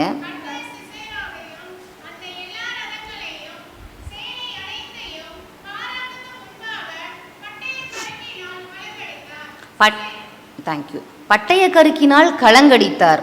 பட்டய கருக்கினால யுத்தம் பண்ணார், அழித்தார். களங்கடித்தார் அப்படிங்கிறது என்ன மீன் பண்ணுது? What does it mean? களங்கடித்தார் அதாவது கவலைப்பட்டுக்கிட்டு இருந்தால் நம்ம போராடணும், கவலைப்படலைன்னா கடவுள் போராடுவார். இதுதான் இதனுடைய சாய்ஸஸ். அந்த இடத்துல ஒரு பக்கம் இஸ்ரவேலர்கள் நிற்கிறாங்க, ஒரு பக்கம் கானானியர்கள் நிற்கிறாங்க. சிசராவுடைய படைகள் அவர்களே ஒருவருக்கொருவர் பட்டய கருக்கினால் வெட்டி கொள்ள ஆரம்பித்தார்களாமா. It is God's divine intervention. கடவுளுடைய பிரத்யேகமாக அவங்க கண்கள்னால பார்க்குறாங்க. இதை பார்த்து, இந்த சூழ்நிலையை பார்த்த பயந்த சிசரா தான் அந்த இடத்த விட்டு ஓடுறாரு. ஏன்னா அவரால் இந்த சூழ்நிலையை புரிந்து கொள்ள முடியல. இஸ்ரவேலர்கள் யுத்தம் பண்ணவே இல்லை, அவங்கக்கிட்ட எக்யூப்மெண்ட்டும் கிடையாது, எந்த வெப்பனும் கிடையாது. ஆனால் அங்கே யுத்தம் ஸ்டார்ட் ஆகுது. நீங்கள் அந்த அதிகாரத்தை வீட்டுக்கு போய் வாசிச்சு பாருங்கள். சிசரா என்ன பண்ணுறாருன்னா எல்லா காணானியரையும் கூட்டிகிட்டு வந்துடுறாரு அங்கே. ஏன்னா ஆள் பத்தாமல் போயிருமோ, நம்ம முற்றிலும் அழிச்சிடணும் இஸ்ரவேலர்கள்னு கூட்டிகிட்டு வர்றாரு. ஆனால் இந்த இடத்துல முழுவதுமாக அவங்களுக்குள்ளேயே அவங்க அடித்துக் கொள்கிற சூழ்நிலையை கடவுள் உருவாக்குறாரு. இப்போ நம்ம கவலைக்கு வந்துடுவோம். கவலைக்கு என்ன காரணம் அப்படின்னா, நம்மளுடைய நம்பிக்கை முற்றிலும் அவர் மேலே இல்லை அப்படிங்கிறத கடவுள் நமக்கு உணர்த்துறாரு. நம்ம இதயத்தை ஒரு குவளைன்னு வைத்துக்கோங்களேன், ஒரு டம்ளர் நம்ம இதயத்தை வைத்துக்கொள்ளுங்க. அதில் உங்களோட பிள்ளைங்க 2 ஸ்பூன் உப்பு போடுறாங்க, அதை நீங்கள் குடிக்கிறீங்க. அது உங்களுக்கு உப்பு கரிக்குமா? உப்பு கரிக்கும். உங்களுடைய இதயத்தை ஒரு குளம்னு வைத்துக்கொள்ளுங்க, அதில் 2 ஸ்பூன் உப்பு யாராவது போடுறாங்க, அப்போ குடிக்கும்போது உப்பு கரிக்குமா? கரிக்காது. அப்போ இதயம்தான் மாற்றப்படணும். உப்பு போடுறது எப்படி நேச்சுரல் வே தான். நம்மளுடைய இதயங்கள் குவளையாயிருச்சு. உங்களோட மூத்த பெற்றோராகிய உங்களை பார்த்து நான் சொல்கிறேன், உங்களுடைய இதயங்கள் குவளையாயிருச்சு, குளமாக இருந்தது. அதனால் மற்றவங்க போடுற உப்பு என்ன ஆகுது, உங்களுக்கு டிஸ்டர்ப் பண்ணிக்கிட்டே இருக்குது. எப்படி நம்ம பார்க்கலாம், அறம் அப்படிங்கிறது கிறிஸ்தவ அறம் தான் இந்த உலகத்தில். அருமையான மூத்த பெற்றோரே, தெபோரால நம்ம ஏன் தியானிக்கணும் அப்படின்னா, அவங்க நம்மளுடைய முன்னோர். அந்த முன்னோர்களுடைய கடைசி முன்னோர் யாருன்னா உங்களுடைய பெற்றோர். அநேகர் உங்களோட இப்போ இருக்க மாட்டாங்க. அந்த பெற்றோரை நான் சொல்கிறேன், அவர்களுடைய வாழ்க்கையை நீங்கள் ஆழமாக யோசிச்சு பாருங்கள். 3 வேளை சோறு அரிசி சாப்பாடே அவங்களுக்கு ஒரு கனவு. நீங்கள் அணிந்திருக்கிற வாட்சு, மோதிரம், இதெல்லாம் அவங்க அணிய ஆசைப்பட்டிருக்கலாம், அது அவங்களுக்கு நடந்திருக்காது. எல்லா இடத்துக்கும் நடந்து தான் போவாங்க. செருப்பே அவங்களுக்கு ஒரு கனவாக இருந்துச்சு. ஆழ்ந்த பக்தியாக வாழ்ந்தாங்க, வைராக்கியம், பக்தி வைராக்கியமாக வாழ்ந்தாங்க. நீங்கள் அவ்வளோ சீக்கிரம் அவங்ககிட்ட போய் ஒன்று கேட்டு இது பண்ணிட முடியாது, அம்மாட்ட போய் அப்ரோச் பண்ணவே முடியாத ஒரு இடத்துல அவங்க இருப்பாங்க. கடவுளை உங்களுக்கு அறிமுகம் செய்து வைத்தவங்க, அவங்க உயிரோடு இருக்க வரைக்கும் உங்களுக்காக உண்மையாக ஜெபம் பண்ணவங்க அவங்க மட்டும்தான். இப்படி தான் உங்களுடைய அம்மா வாழ்ந்தாங்க. அவங்களுடைய இதயம் விசாலமான இதயமாக இருந்துச்சு. எப்படி விசாலமான இதயமாக இருந்துச்சுன்னு சொல்கிறேன். அவங்க கிராம பஞ்சாயத்துகளில் தீர்ப்பு சொல்ல அமர்த்தப்பட்ட வேதக்காரர்கள். தென் பகுதிகளில் உங்களுக்கு தெரியும், அவங்க தலை மேலே பைபிளை வச்சுக்கிட்டு நடந்து போனவங்க மட்டும் இல்லை, அவங்க நல்லவங்க, அவங்க குடும்பத்தை சரியாக நடத்துகிறாங்க, அவங்களால தீர்ப்பு சொல்ல முடியும் என்று கிராம பஞ்சாயத்துகளில் தீர்ப்பு சொல்ல அமர்த்தப்பட்டாங்க. அவங்களுடைய இல்லங்களில் ஒரு காக்கா, குருவி, பூனை எல்லாத்துக்கும் உணவு இருந்துச்சு. அவங்க வீட்டுக்கு உறவினர்கள் வந்து போயிட்டே இருப்பாங்க, நண்பர்கள் வந்து போயிட்டே இருப்பாங்க. அவங்களுடைய கன்சியூமரிசம் எப்படி இருந்துச்சுன்னா, மளிகை, பால் இதெல்லாம் எளிய மனிதர்கள்கிட்ட தான் வாங்குவாங்க. அப்போ அவங்க வீட்டுக்கு வருவாங்க, இவங்க என்ன பண்ணுவாங்க, கொஞ்ச நேரம் அவங்களோட பேசிக்கிட்டு இருப்பாங்க. உறவினர்கள் வருவாங்க, பக்கத்து வீட்டுக்காரங்க வருவாங்க. பக்கத்து வீட்டுக்காரங்க வீட்டில் விருந்தாளி வந்தாலும் நம்ம வீட்டில் என்ன அவங்களுக்கு விருந்து. ஒரு தெருவில் எங்கே கர்ப்பிணிகள் இருந்தாலும் இவங்க வீட்டிலேருந்து உணவு போகும். அவங்களுக்கு ஒன்றுனா உங்களுக்கு முன்னாடி அவங்க நெய்பர்ஸ் போய் நிற்பாங்க. அன்னைக்கு கேட்ராக்ட் அவேர்னஸ் கிடையாது. நிறைய பேருக்கு கண் தெரியாமல் போயிடுச்சு கடைசி நாட்களில். அதை பற்றி அவங்க கவலைப்பட்டது கிடையாது. அவங்க வீட்டுக்கு கேட்டு கிடையாது, காம்பவுண்டு கிடையாது, அதை பற்றி அவங்களுக்கு கவலை கிடையாது. வாழ்வு மட்டுமல்ல, அவங்க மரணமுமே ரொம்ப கெத்தான ஒரு வாழ்வாக இருந்துச்சு. இன்று அவங்களுடைய வாழ்வுடைய அடிப்படை அசைக்க முடியாத ஒரு பக்தி அவங்களுக்குள்ள இருந்துச்சு. பக்தி எல்லாரையும் இணைத்து பெரிய சமூகமாக கொண்டு போயிட்டு இருந்தாங்க. இன்னைக்கு காம்பவுண்ட் கம்யூனிட்டியில் வாழ்கிற முதல் மூத்த பெற்றோர் நீங்கள் தான், ஃபஸ்ட் ஜென்ரேஷன் நீங்கள் தான். நீங்கள் இந்த இத்தனை பேச்சும் இவ்வளோ பேச்சும் பேசுகிறது சுருங்கி சுருங்கி சுருங்கி உங்கள் திருமணமான பிள்ளைகளுடைய ஃபோன் காலுக்குள்ளே சுருங்கிருச்சு. இது எல்லாமே ஒரு பக்கத்து வீட்டுக்காரராகவும் அண்ணனாகவும் தம்பியாகவும் தன்னுடைய திருமணமாகிற மகன் எப்படி இருப்பார், உங்களுக்கு எல்லாரோடையும் அவங்க ப்ளே பண்ணணும்னு நினைக்கிறீங்க. அவங்களுடைய வாழ்க்கைக்குள்ளே நுழைந்து அதை சீர் செய்திடணும், அதை சரி பண்ணிடணும். எப்படி, ஃபோன் கால் வழியா அப்படின்னு நீங்கள் நினைக்கிறீங்க. You are not godfather for your family, God is godfather for your family. உங்களால் நீங்கள் உயிரோடு இருக்கிற வரைக்கும் அவங்களுக்காக செய்ய முடிகிற நல்ல காரியம் அவங்களுக்காக ஜெபிக்கிறது மட்டும்தான். அதை நீங்கள் மட்டும்தான் மன உண்மையாக பண்ண முடியும். நம்ம அவங்கள திருத்திடலாம், சரி பண்ணிடலாம் அப்படின்னு நம்ம நிறைய காரியங்கள் நினைக்கிறோம். அது பல நேரங்களில் நம்ம நினைக்கிறபடி நடப்பது இல்லை. இதனால தான் குளமாக இருந்த இதயம் என்ன ஆயிடுச்சு, இப்போது டம்ளர் ஆயிடுச்சு. அதனால் அவங்க சின்னஞ்சிறு மாற்றங்களும் உங்களோட மனதில் அதிர்வலை ஏற்படுத்திக்கிட்டே இருக்குது. பிள்ளைங்களை சுற்றியே உலகத்தை நீங்கள் சுருக்கிக்கிட்டீங்க. உங்களால் எங்களோட வந்து ஷாப்பிங் மாலையும் பர்ச்சேஸ் பண்ணுறதுக்கு விருப்பம் இல்லை. அவங்களோட நீங்கள் வாழ்ந்த வாழ்க்கைக்கு திரும்பி போகவும் முடியாத இடைப்பட்ட ஜெனரேஷனாக இருக்கிறதுனால அதிக கவலைகள் உள்ள தலைமுறையாக நீங்கள் இருக்கிறீங்க. ஒரு ஆலமரத்துடைய வேர்னு நீங்கள் உங்களை நினச்சிக்கோங்களேன். நீங்கள் போய் பூ கூடையும் மலர் கூடையும் தளிர் கூடையும் அட்டாச் ஆக நினைக்கிறீங்க. எப்படி முடியும்? வேறு இருக்கிற இடத்துல தான் வேர் இருக்கணும், கிளை இருக்கிற இடத்துலலாம் கிளை இருக்கணும். உங்களுடைய அம்மாங்கள ஞாபகம் இருக்கா? அவங்களோட இறுதி காலத்துலலாம் எங்களோட வந்து இருங்கன்னு கேட்பீங்க. அவங்க என்ன பண்ண மாட்டாங்க, வரமாட்டாங்க. நான் பார்த்துக்கிறேன். அப்போது அவங்களுக்கு தனிமை பற்றி கவலை கிடையாது, முதுமையை பற்றி கவலை கிடையாது. நீங்கள் நல்லா வாழ்ந்துட்டு இருக்கும்போதே அதை பற்றி என்ன பண்ணிகிட்ருக்கீங்க? ஒரே கவலை தான். ஒரு அரச இலையை நீங்கள் இமேஜின் பண்ணிக்கோங்க. அது சின்ன தளிராக இருக்குது, பெரிய இலையாக வளருது, அது பழுக்க ஆரம்பிக்குது, அது முதிர்ச்சி அடையுது, அது காஞ்சு விழுகுது. அந்த பக்குவத்தில் எல்லாமே அந்த கிளையின் மேலே இருக்கிறதோட கிரிப் இருக்கு இல்லையா, பற்று, அது விலகி கொண்டே வருது. அந்த இலை தரையில் விழுகும்போது அந்த மரத்துக்கு வலிக்காது, இலைக்கும் வலிக்காது. நீங்கள் கடவுளே சொல்கிறாரு, தேட ஒரு காலம் உண்டு. அப்போ என்ன பண்ணியாகணும்? இழக்கிற அது இது என்ன காலம் எனக்கு அப்படின்னு நீங்கள் கடவுளோட பாதத்தில் கேட்டு உங்களை இன்னும் தெரிந்து கொள்வது உங்களுக்கு ரொம்ப நல்லது. பிள்ளைகளை இடுப்பில் தூக்கி வைக்கிறதுக்கு முன்னாடி இடுப்பில் தூக்கி வச்சுட்டீங்க. அப்போ இறக்கி வைக்கிற காலத்தில் என்ன பண்ணணும்? இறக்கி வச்சிடணும். என் பிள்ளை இப்போ நீங்கள் சொல்கிறதுனால இமோஷனலாக உங்களுக்கு பெயின் தான் அதிகமாக வருகிறது. உங்களுடைய பிள்ளைகளுடைய பிரச்சனைகளுக்காக, தேவைகளுக்காக நீங்கள் ஜெபிக்கிற ஜெபம் அவங்களுடைய வாழ்க்கையில் நன்மையை கொண்டு வரும். உங்களுக்கு தெரியும், எமில் ஜெபசிங் ஐயா, விஸ்வவாணியினுடைய நிறுவனர். அவர் ஒரு கம்யூனிஸ்ட், அவர் ஒரு ஐயர் பையன். அவரை வந்து வீட்டுக்குள்ளே வரவிடலை. ஏன்னா அவர் வந்து எல்லோரும் என்ன உங்கள் பையன் எப்படி இருக்கிறாங்கன்னு கேட்குறாங்கன்னு சொல்லிட்டு அவர் மிட் நைட்டில் தான் வருவார். வந்துட்டு ஏர்லி மார்னிங் வீட்டிலேருந்து போயிடுவார். அவங்க அம்மா வந்து கட்டில் போட்டு அடியில் சாப்பாடு வச்சுருவாங்க. அவர் ஏதோ ஒரு மீட்டிங்காக போயிட்டுருக்கும்போது எங்கேயோ கேட்குற கிறிஸ்தவ செய்தியை கேட்டு மனம் மாறி விஸ்வவாணியோட நிறுவனராகி ஒரு 20 ஆண்டுகள் கழித்து தான் அவர்கிட்ட ஒருத்தர் சொல்கிறாரு, நீங்கள் மிட் நைட்டில் வருவீங்கள, அப்போ உங்கள் அம்மாவும் அப்பா உங்கள் தலைமாட்டில் கை வச்சு ஜெபம் பண்ணிக்கிட்டு இருந்தாங்க. அந்த ஜெபம் தான் அவரை உருவாக்குச்சு. அந்த ஜெபம் தான் அவரை எவ்வளோ ஒரு ஸ்பிரிச்சுவல் பர்சனாக அவரை இந்த உலகத்துக்கு கொண்டு வந்துச்சு. உங்களுடைய ஜெபங்கள் உங்களுடைய பிள்ளைகளுடைய வாழ்க்கையை தாங்கும். அவர்களுடைய வாழ்க்கையினுடைய தகவல்களை நீங்கள் தெரிந்து கொள்ள நினைக்கிறது கவலையை மட்டுமே உங்களுக்கு கொண்டு வரும். அவங்களால உங்களுக்கு ஒரு அழுத்தம் வருது இல்லையா, ஒரு வலி வருது இல்லையா, நீங்கள் என்ன பண்ணுங்கன்னா உங்களுடைய பெற்றோர்களுடைய ஃபோட்டோவை அட்லீஸ்ட் உங்களுடைய அறைகள்லையாவது மாட்டி வைங்க. அப்போ நீங்கள் அவங்கள பார்த்து கேட்கலாம், நான் உங்களுக்கு என்ன செஞ்சேன் அப்படின்னு நீங்கள் கேட்டிங்கன்னா உங்கள் அழுத்தம் என்ன ஆயிரும்? குறைஞ்சிரும். உங்களுடைய வேர்களை பற்றி இருங்க, கிளைகளை பற்றி உங்களால் முடியாது. இன்னும் நான் சொல்லுவேன், உங்களுடைய திருமணமான மகனிடம், திருமணமான மகளிடம் உங்களுக்கு என்ன வேண்டும் என்று அதை பெற்றுக்கொள்ளுங்க. எனக்கு இது வேணும், எனக்கு கூட்டிகிட்டு போகணும், எனக்கு இதெல்லாம் பண்ணணும்னு பெற்றுக்கொள்ளுங்க. அவங்க மனைவிக்கு என்ன செய்கிறாங்க நீங்கள் தெரிந்து கொள்ளாதீங்க, அவங்க கணவருக்கு என்ன செய்கிறாங்க நீங்கள் அறிந்து கொள்ளாதீங்க. உங்களுடைய வாழ்வு இன்னும் கொஞ்சம் அமைதியாக, வலி குறைந்ததாக இருக்கும். அன்பான இளம் தாய்மார்களே, இன்றைய பெண்கள் இல்லங்களில் கணவருடைய மீது அதிகமான ஆதிக்கம் செலுத்துகிறார்களா அப்படின்னு ஒரு ரிசர்ச் பண்ணுறாங்க. 17லேருந்து இந்த 5 ஆண்டுக்குள்ளே 32% அதிகமாகி இருக்காது. அது உண்மைதான். அதாவது இமோஷனலி டாமினேட் பண்ணுறாங்க இன்றைய இளம் பெண்கள் அப்படின்னு ஒரு கூற்று இருக்குது.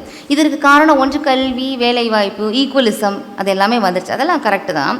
அடிப்படை என்னென்னா, நம்ம எல்லாருமே பேட்ரியார்கி சொசைட்டியில் வளர்க்கப்பட்டவங்க. ஃபாதர் ஆஃப் காடு ஆதாம் ஏவாளை உருவாக்கும் போது அவர் ஈக்குவாலிட்டி, 2 பேரும் ஈக்குவல்னு தான் படைச்சார். ஆனால் அதுக்கப்புறம் எல்லாருமே ஆணாதிக்க மனநிலையில் வளர்க்கப்பட்டவங்க. ஸோ இன்றைய இளம் பெண்கள் ஆரம்பத்திலே நம்ம என்ன பண்ணிடணும், நம்ம கையை ஸ்ட்ராங்காக வச்சுக்கிட்டா நமக்கு பிரச்சனை இல்லைன்னு நம்ம அந்த பெண்ணாதிக்க நிலைமை, மேட்ரியார்கி சிஸ்டத்தை நம்ம உருவாக்கிட்டு வர்றோம். இதுவும் ஈக்குவலிசம் கிடையாது. இதனால் நிறைய பிரச்சனைகள் உருவாகுது. அதாவது கணவன் பலமுள்ளவராக ஆகணும்னா நான் பலவீனம் உள்ளவளாக ஆயிடுவேனே அப்படிங்கிற ஒரு எண்ணத்தில் நம்ம இருக்கிறோம். நம்ம திருமறைக்கும் நம்ம 1 பேதுரு 3:7 நம்ம எப்படிப்பட்ட பாண்டம்? பலவீனமான பாண்டம். ஒரு கிச்சனில் எது பலவீனமான பாண்டம் சொல்லுங்கள்? கிச்சன் யூஸ் பண்ணுறீங்களே, எது பலவீனமான? மண், அப்புறம் கண்ணாடி பலவீனமான பாண்டம், பீங்கான் பலவீனமான பாண்டம், அது எல்லாமே ப்ரிஷியஸ் பலவீனமான பாண்டம். இது வந்து கிரீக் மொழியிலேருந்து நியூ டெஸ்டிமெண்ட்டு டிரான்ஸ்லேட் பண்ணாங்க.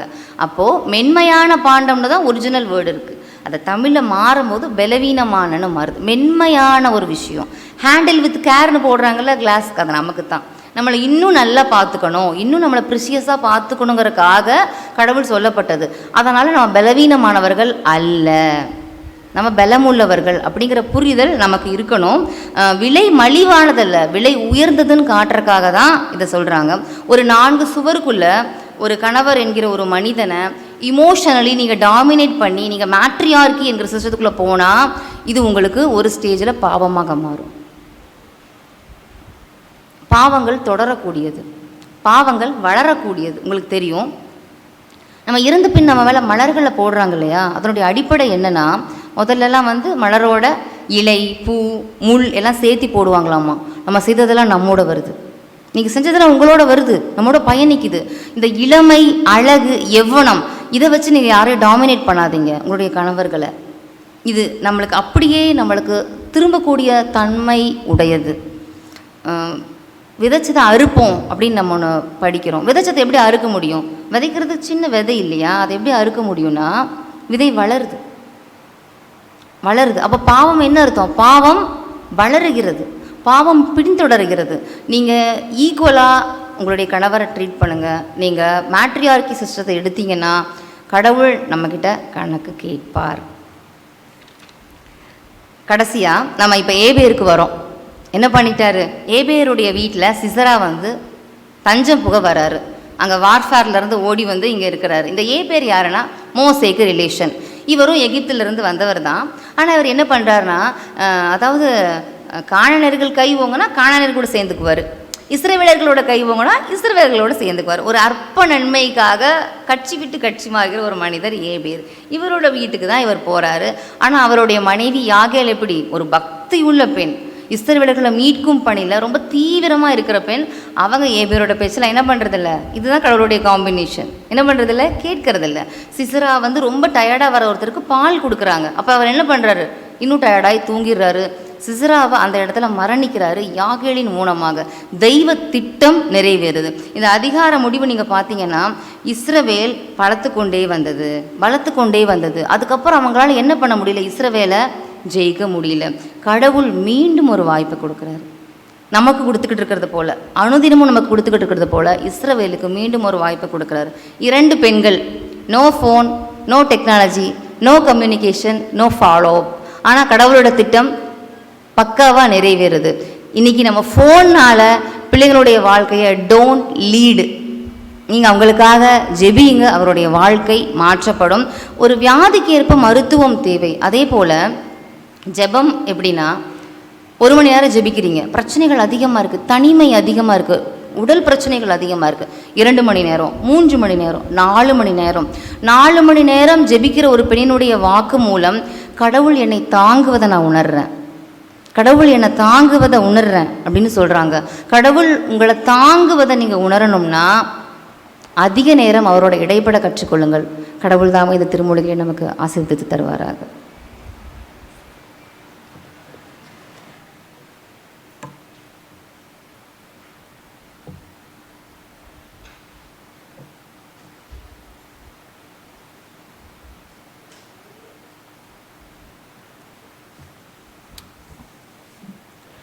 கிறிஸ்துவுக்குள் அன்பான இறைமக்களே, இந்த நாளிலும் இந்த பெண்கள் சிறப்பு வழிபாட்டிலே கலந்து கொண்டிருக்கிற உங்கள் யாவரையும் ஆண்டவராகிய இயேசு கிறிஸ்துவின் திருப்பெயரில் அன்போடு கூட மீண்டும் வாழ்த்தி வரவேற்றுக் கொள்கிறேன். இந்த நாளினுடைய வழிபாட்டை நடத்தி கொண்டிருக்கிற பெண்கள் ஒவ்வொருவருக்கும், பெண்கள் சக ஐக்கியத்திற்கும், பெண்கள் ஆகிய உங்கள் ஒவ்வொருவருக்கும் திருச்சபையின் சார்பாகவும் ஆயர் தலைவர், போதக சேகர உறுப்பினர்கள், கமிட்டி அங்கத்தின் சார்பாக நன்றியும் வாழ்த்தலையும் தெரிவித்துக் கொள்கிறேன். We have more equipped, qualified and qualified women இல்லையா? நல்ல ஒரு சிந்தனை. We lived in a patriarchal key. பல நேரங்களில் ஆணாதிக்க சிந்தையிலே வாழ்ந்தோம்.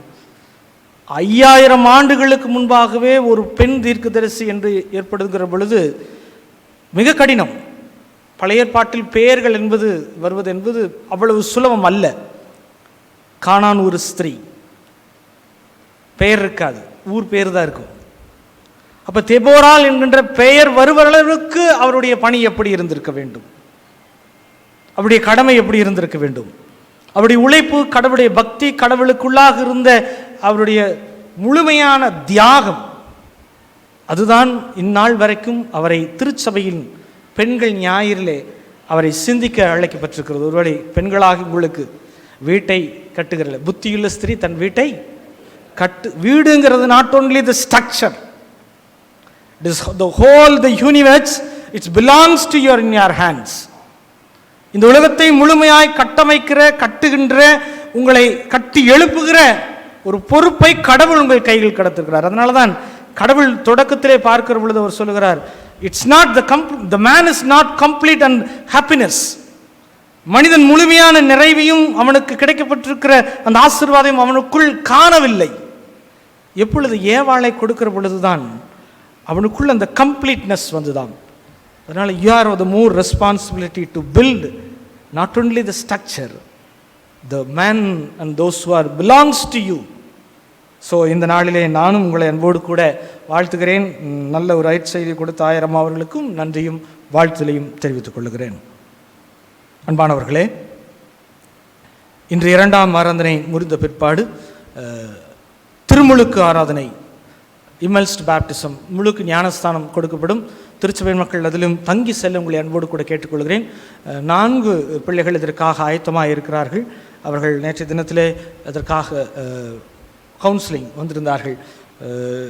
ஏன் counselling? Why we need to get the baptist, இதனால் கொடுக்க வேண்டும், எதற்காக கொடுக்க வேண்டும், அது ஏன் கண்டிப்பாக எடுத்துக்கொள்ள வேண்டுமா, இதை பற்றிதான ஒரு புரிதலும் தெளிவும் நிச்சயம் கிடைக்கிற பொழுது அது சாக்கிரமந்தாய் சடங்காய் அல்ல, மாறாய் அது கடவுள் கொடுக்கிற ஆசீர்வாதத்தின் அடையாளமாய் அது மாற்றப்படுகிறது. அதனால் அதை குறித்தும் தெளிவோடு கூட அதற்காக ஆயத்தமாயிருக்கிறார். அவர்களுக்காக ஜெபிக்கவும் நீங்களும் அந்த ஞானஸ்தான அறையிலே பங்கு பெற உங்களை அன்போடு கூட அழைக்கிறேன்.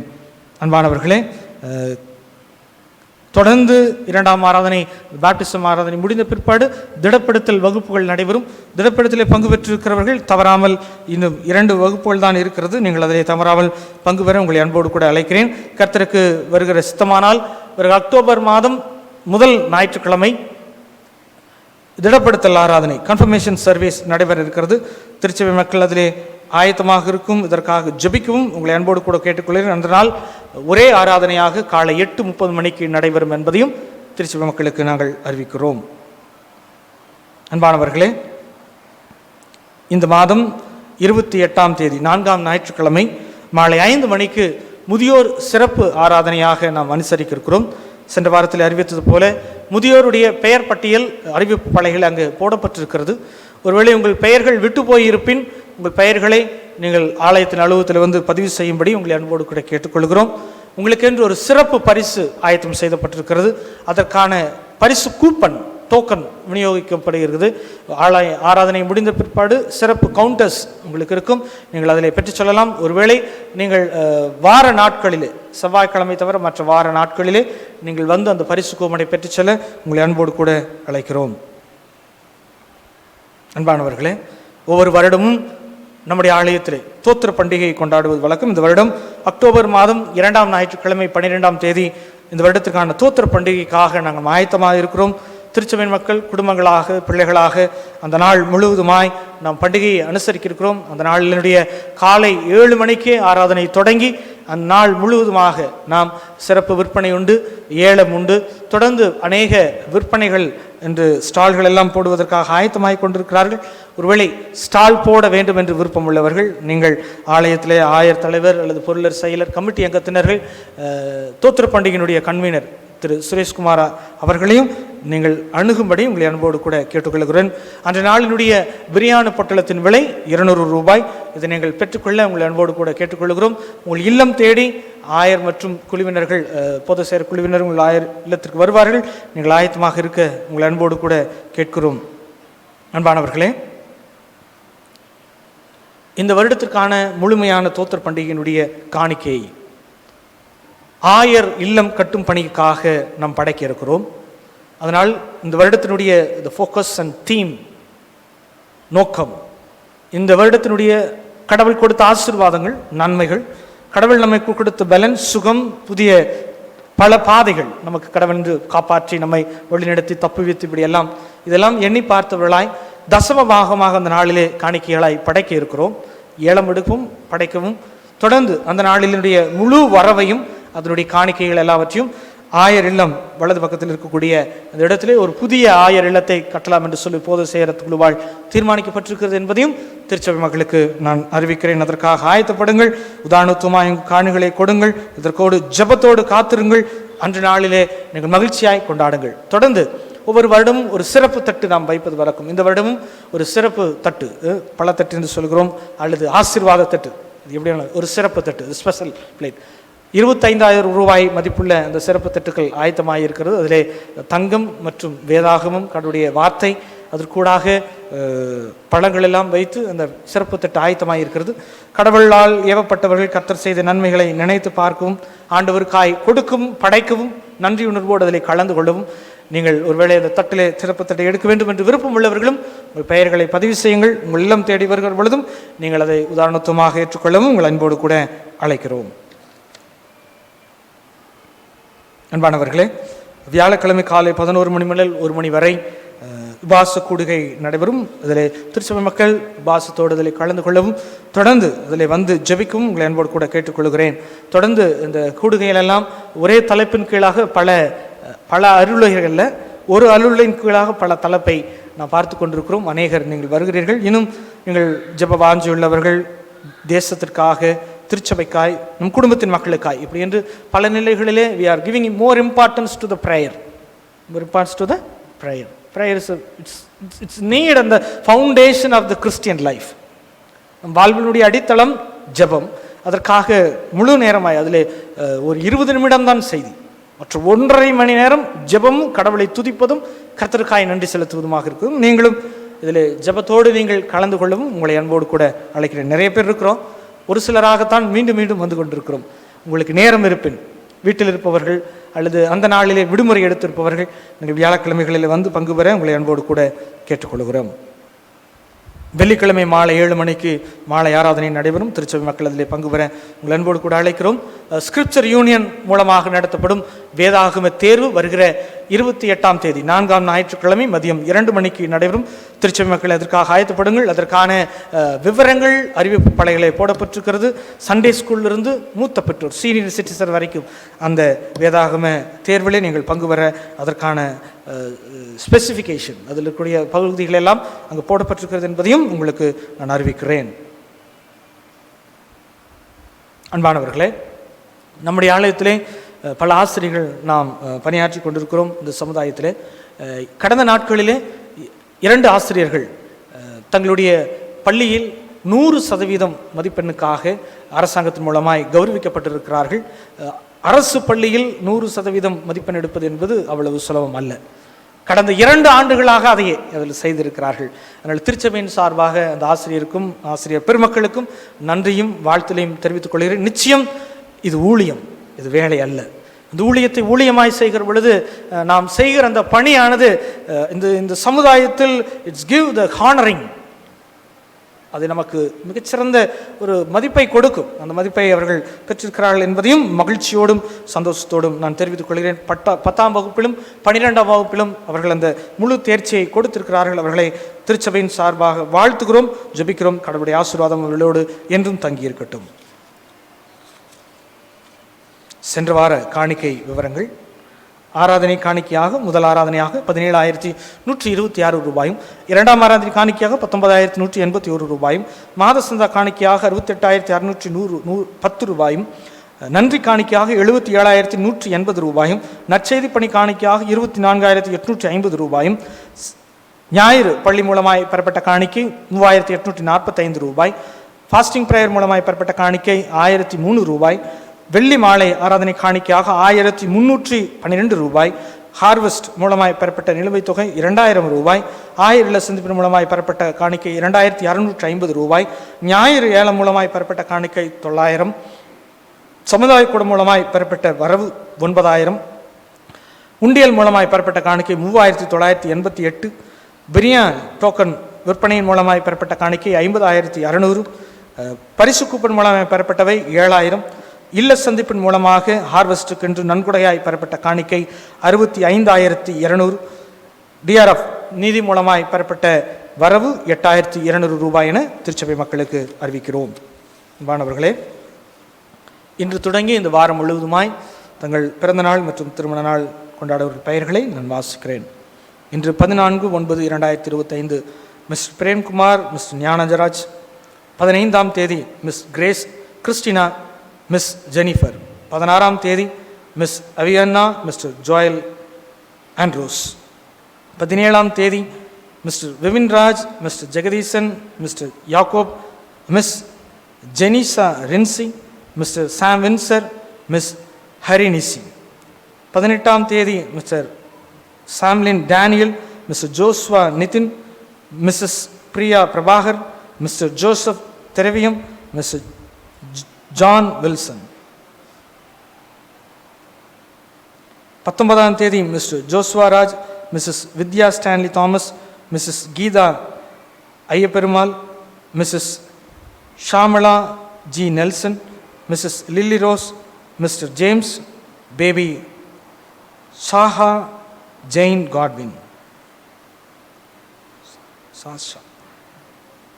மிஸ்டர் ராஜகோபால். 29ஆம் தேதி mister Peter, mister John Christopher, miss Levina Lessy, mister John Richard, mister Samuel, mister Rihas. தங்கள் திருமண நாளை கொண்டாடுபவர்கள்: 14ஆம் தேதி mister and missus Stalin Sunitha Stalin. 15ஆம் தேதி mister and missus Jabadas Beulah Jabadas, mister and missus Varghese Angel Varghese. 16ஆம் தேதி mister and missus Jacob Vijayalakshmi Jacob, mister and missus Prabhu Praveen Priya Prabhu, mister and missus Manoj Latha ரத்தினம். 20ஆம் தேதி mister and missus Robin Sheba, mister and missus Prashanth Annie Roslin. இவர்களுக்காக பாடற்குழு ஒரு சிறப்பு பாடலை பாடுவார்கள். இவர்களுக்கென்று ஜெபம் ஏறெடுக்கப்படும்.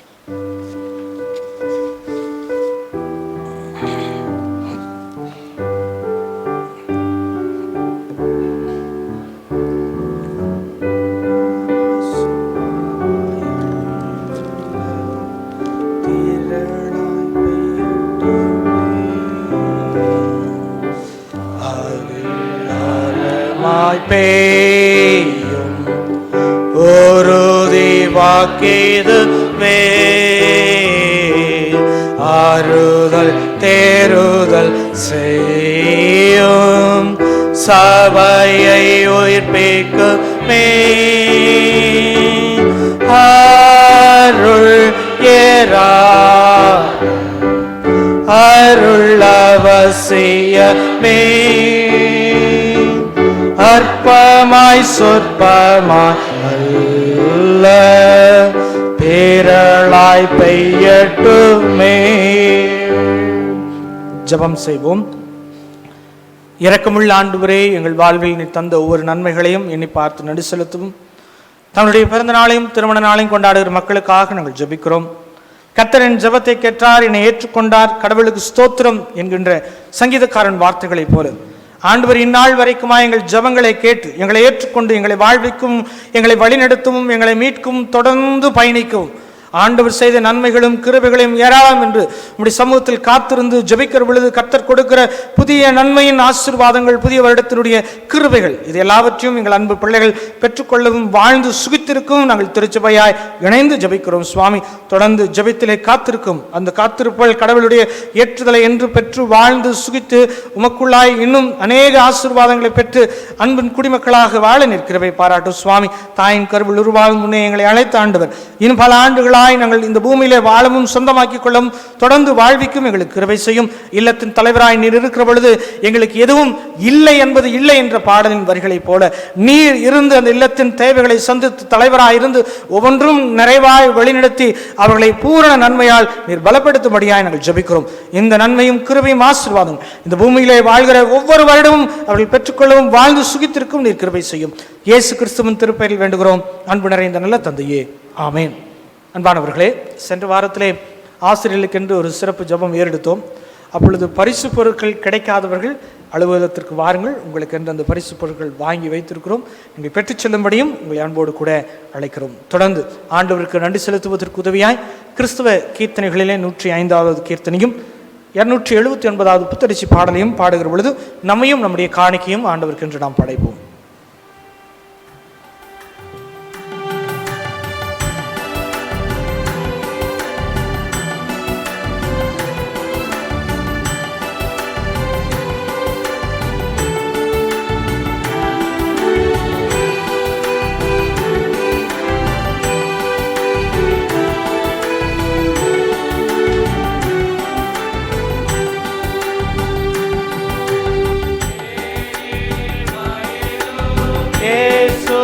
நாமம் தேவ்ய மதுரமாமே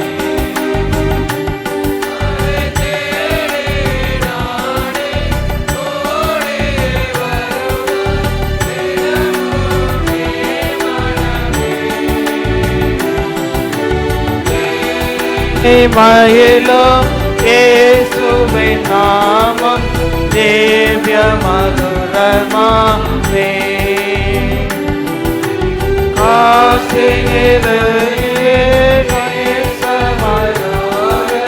கஷ்டத்தை உத்தரித்து பாவ கசடதை நீத்து சாபத்தை விளைத்தான் கணந்துணர் நீ மனமே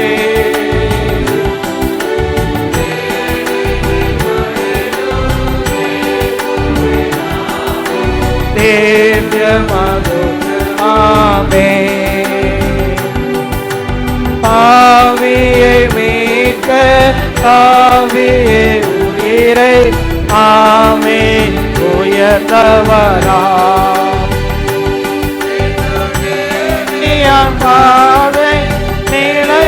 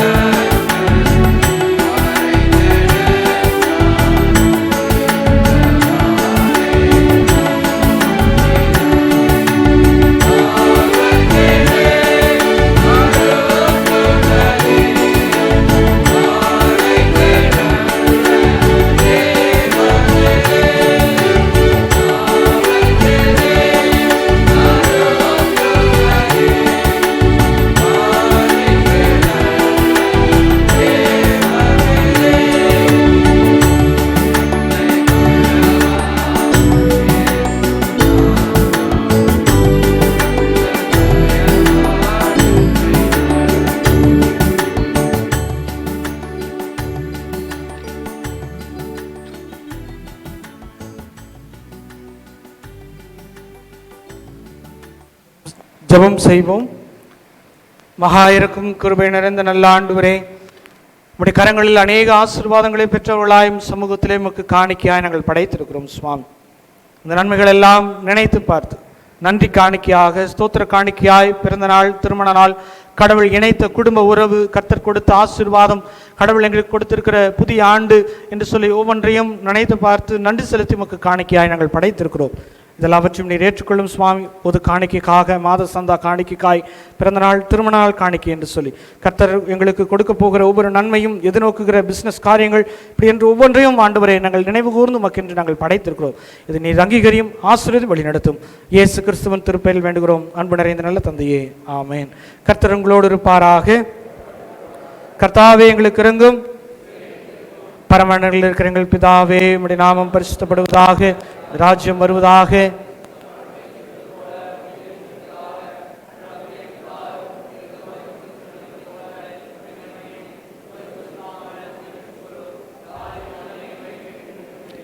ஆமென். தொடர்ந்து நாம் ஜெப நிலையில் இருப்போம். நன்றிகளையும் மன்றாட்டுகளையும் ஆண்டவருடைய சமூகத்தில் நாம் ஏறெடுப்போம். அனைவரும் இணைந்து நன்றி ஜெபங்களை ஏறெடுப்போம்.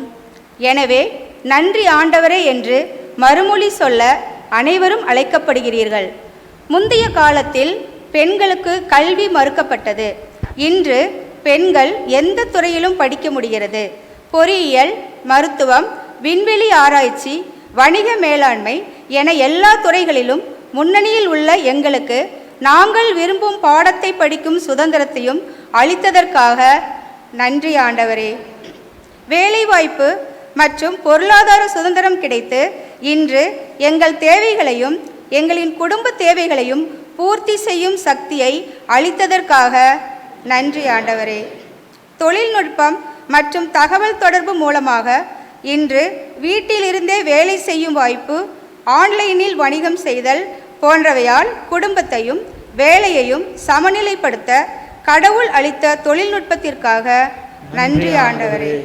சட்டபூர்வமான உரிமைகள் மற்றும் பாதுகாப்பு போன்றவற்றால் சொத்துரிமை, வாரிசுரிமை, திருமணத்திற்கு பின் உரிமைகள், பாலியல் துன்புறுத்தலுக்கு எதிரான சட்டங்களால் சம உரிமையை அருளியதற்காக நன்றி ஆண்டவரே.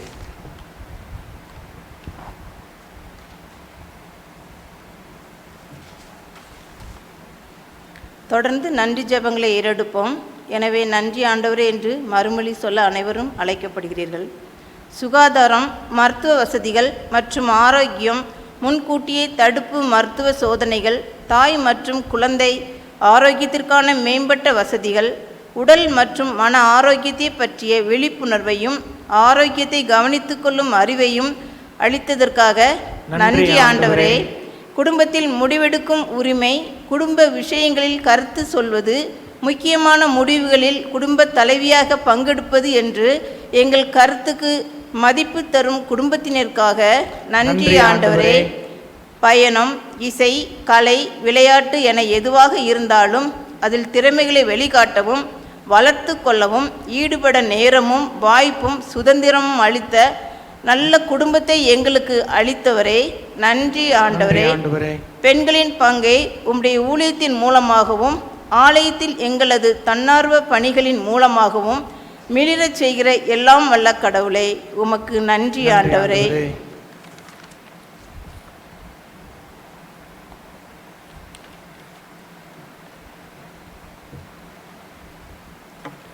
அன்பும் உண்மையுள்ள படைப்பாளராகிய எங்கள் கர்த்தாவே, விசுவாசம், தைரியம் மற்றும் கீழ்ப்படிதல் மூலம் உமது மக்களின் வாழ்வை வடிவமைத்த பெயர் குறிப்பிடாத பெயரிடப்படாத பெண்களை நன்றியோடு உமது சமூகத்தில் நினைவு கூறுகிறோம். வேதாகமத்தில் கூறப்பட்டுள்ள பெண்களுக்கான நாணத்துடனும் பலத்துடனும் வழிநடத்திய தெபோரால், பாடலால் உம்மை போற்றிய மீரியாம், விசுவாசத்திலும் அர்ப்பணிப்பிலும் கிறிஸ்துவை தந்த மரியாள், உமது சத்தியத்துக்கு சாட்சியாக மாறிய சமாரிய பெண் ஆகியோருக்காக நாங்கள் உமக்கு நன்றி செலுத்துகிறோம்.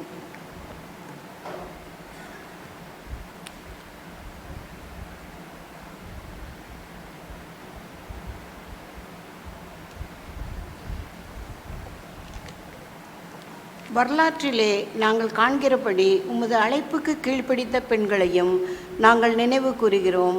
சமூக சீர்திருத்தவாதிகள், நீதிக்காக நின்றவர்கள், சமாதானத்தையும் அமைதியையும் உருவாக்கியவர்களான விடுதலை பணியில் துணிவுடன் குரல் கொடுத்த ஜோர்ஜ் ட்ரூத், போர் சூழலில் சுகமளிக்கும் பணியை செய்த ஃப்ளாரன்ஸ் நைட்டிங்கேல், பொருளாதாரத்தில் பின்தங்கியவர்களுக்காக சேவை செய்த டாரதி டே, இந்திய பெண்களின் கல்வி மற்றும் சுயமரியாதைக்காக பாடுபட்ட ராமாபாய், துன்புறுகிறவர்களிடம் கிறிஸ்துவை கண்டு அவர்களுக்காக அளவற்ற இரக்கத்துடன் சேவை செய்த அன்னை தெரேசா, தரிசனத்தோடும் வலிமையான தலைமைத்துவத்தோடும் பல பெண்களை ஊக்குவித்த தென்னிந்திய திருச்சபை பெண்கள் சங்கத்தை நிறுவிய சகோதரி காரோல் கிரகாம், இப்படி தைரியத்துடனும் நிலையான விசுவாசத்தோடும் சுவிசேஷத்துக்காக பணி செய்த பெண்களை நாங்கள் நினைவு கூறுகிறோம்.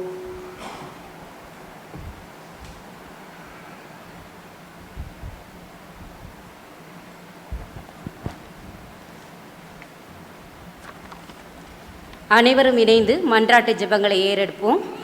எனவே மன்றாடுகிறோம் ஆண்டவரே என்று மறுமொழி சொல்ல அனைவரும் அழைக்கப்படுகிறீர்கள். பெண்ணுக்கு பெண்ணே எதிரி என்ற நிலையில் பெண் சிசு கொலை, வரட்சணை கொடுமை, தாய் வீட்டில் சொத்துக்கள் குறித்து அதிக எதிர்பார்ப்பு போன்ற எங்களது பாவ அடிமைத்தனங்கள் மாற மன்றாடுகிறோம் ஆண்டவரே. ஆடை சுதந்திரம், பண சுதந்திரம், நகை சுதந்திரம் போன்றவற்றால் அதிகம் செலவு செய்யும் எங்கள் வீண் விரய மனநிலை மாற மன்றாடுகிறோம் ஆண்டவரே. நாங்கள் வளர்ந்துவிட்டோம் என்ற மனநிலையில் இறைபக்தி, சமூக கட்டமைப்பு, குடும்ப பாரம்பரியம் என்பதை மறந்து செயல்பட்டதை திருத்த மன்றாடுகிறோம் ஆண்டவரே. உலகமெங்கும் உள்ள 4.09 பில்லியன் பெண்களில் 1/3 தினமும் ஒரு ஆண் மூலமாக பாலியல் வன்புணர்ச்சி அல்லது அடித்தல், உதைத்தல் போன்ற உடல் ரீதியான வன்முறைக்கு ஆளாகுகிறார்கள். எங்களை காத்தருள வேண்டுமாக மன்றாடுகிறோம் ஆண்டவரே.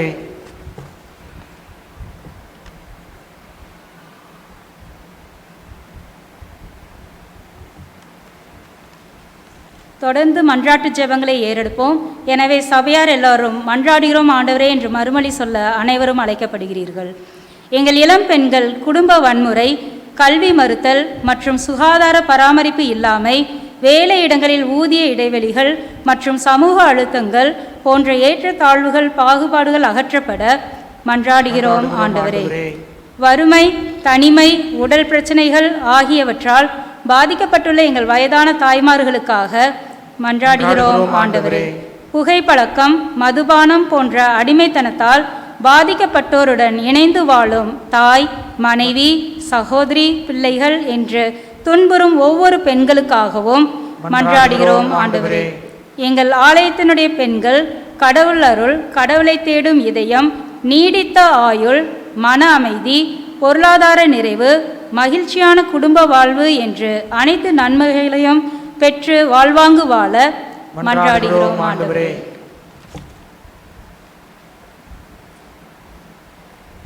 தொடர்ந்து நாம் ஜெபம் செய்வோம்.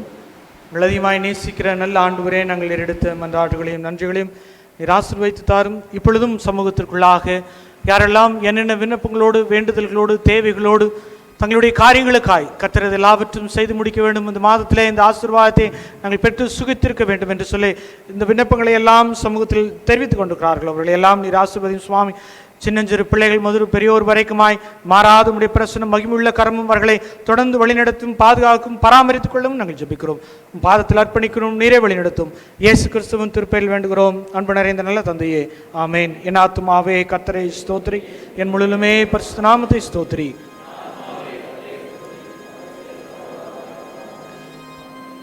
ஆண்டவர் உங்களை ஆசீர்வதித்து உங்களை காக்க கடவர். ஆண்டவர் தம் முகத்தை உங்கள் மேல் பிரகாசமாயிருக்க கிருபையாயிருக்க கடவர்.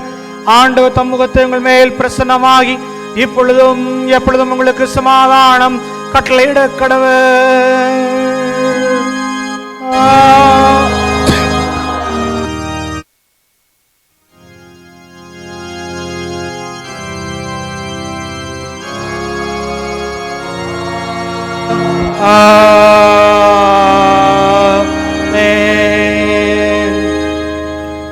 வழிபாட்டின் நிறைவு பாடலாக கீர்த்தனைகளிலே 320வது கீர்த்தனை மங்களம் சதா ஜெய மங்களம் வேத என்ற 320வது கீர்த்தனை நாம் நிறைவு பாடலாக நாம் பாடுவோம்.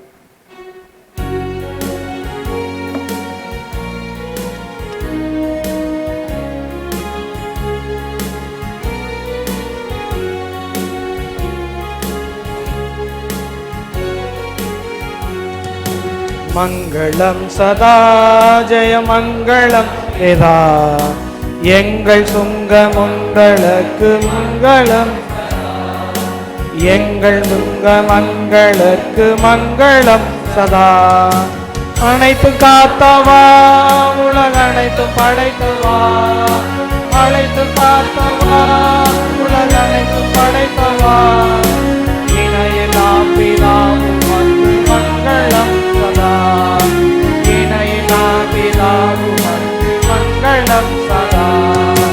மங்களம் சதா ஜெய மங்களம் வேதா எங்கள் துங்க மங்களுக்கு மங்களம் சதா, எங்கள் துங்க மங்களுக்கு மங்களம் சதா.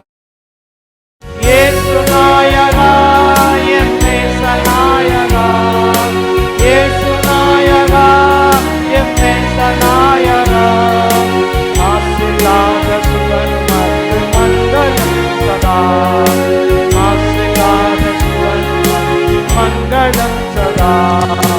மங்களம் சதா ஜெய மங்களம் வேதா எங்கள் துங்க மங்களுக்கு மங்களம் சதா, எங்கள் துங்க மங்களம் மங்களம் சதா. ஞானவாரியே திரு ஞானவாரியே, ஞானவாரியே திருவானவாரியே, ஆனந்த சுத்தாவே வந்து மங்களம் சதா, மங்களம் சதா. மங்களம் சதா ஜெய மங்களம் எங்கள் துங்க மங்களுக்கு மங்களம் சதா, எங்கள் துங்க மங்களுக்கு மங்களம் சதா. ஜெபம் செய்வோம். இரக்கமுள்ள ஆண்டவரே, இந்த நாளிலும் இந்த மாதத்தினுடைய 2ஆம் ஞாயிற்றுக்கிழமை பெண்கள் ஞாயிறாக அனுசரிக்க கடவுளே நீர்களுக்கு பாராட்டின நன்மைகளுக்காக, இரக்கங்களுக்காய், கிருபைகளுக்காய் நாங்கள் நன்றியோடு நினைத்து பார்க்கிறோம். சுவாமி, எங்களோடு இணைந்து வாழுகிற மானுடமாய் எங்களை என்றும் இந்த உலகத்தில் கட்டமைக்கிற பணிகளிலே, பல நிலைகளிலே, திருச்சபையின் காரியங்களிலும் அன்றைய நாள் முதற்கொண்டு காலங்களிலே எங்களுக்கு இறைவாக்கினர்களாக பல நிலைகளில் எங்கள் பல பொறுப்புகள் வகித்தவர்களாய் இந்த உலகத்தில் இன்றும் அவர்களுக்கு கொடுக்கப்பட்டிருக்கிற தன்மையும் பொறுப்புகளையும் உணர்ந்து தொடர்ந்து இந்த கிறிஸ்துவ சமுதாயத்தில் வளர்வைக்கும் வாழவும் கட்டமைக்கும் அவர்களை நீர் அழைத்திருக்கிறீர்கள். இந்த அழைப்பிலே நாங்கள் என்றும் உறுதி கொண்டு நிலை நிற்கவும் உமக்கு சாட்சியாய் வாழவும் வளரும் நீர் எங்களுக்கு கிருபை செய்யும். இயேசு கிறிஸ்துவின் திருப்பெயரில் வேண்டுகிறோம் அன்பு நிறைந்த நல்ல தந்தையே. கர்த்தர் உங்களோடு இருப்பாராக. கடவுளுடைய சமாதானத்தோடு இந்த உலகத்திற்கு கட்டமைக்கிற பணிகளில் கடந்து செல்வோமாக. ஆமென்.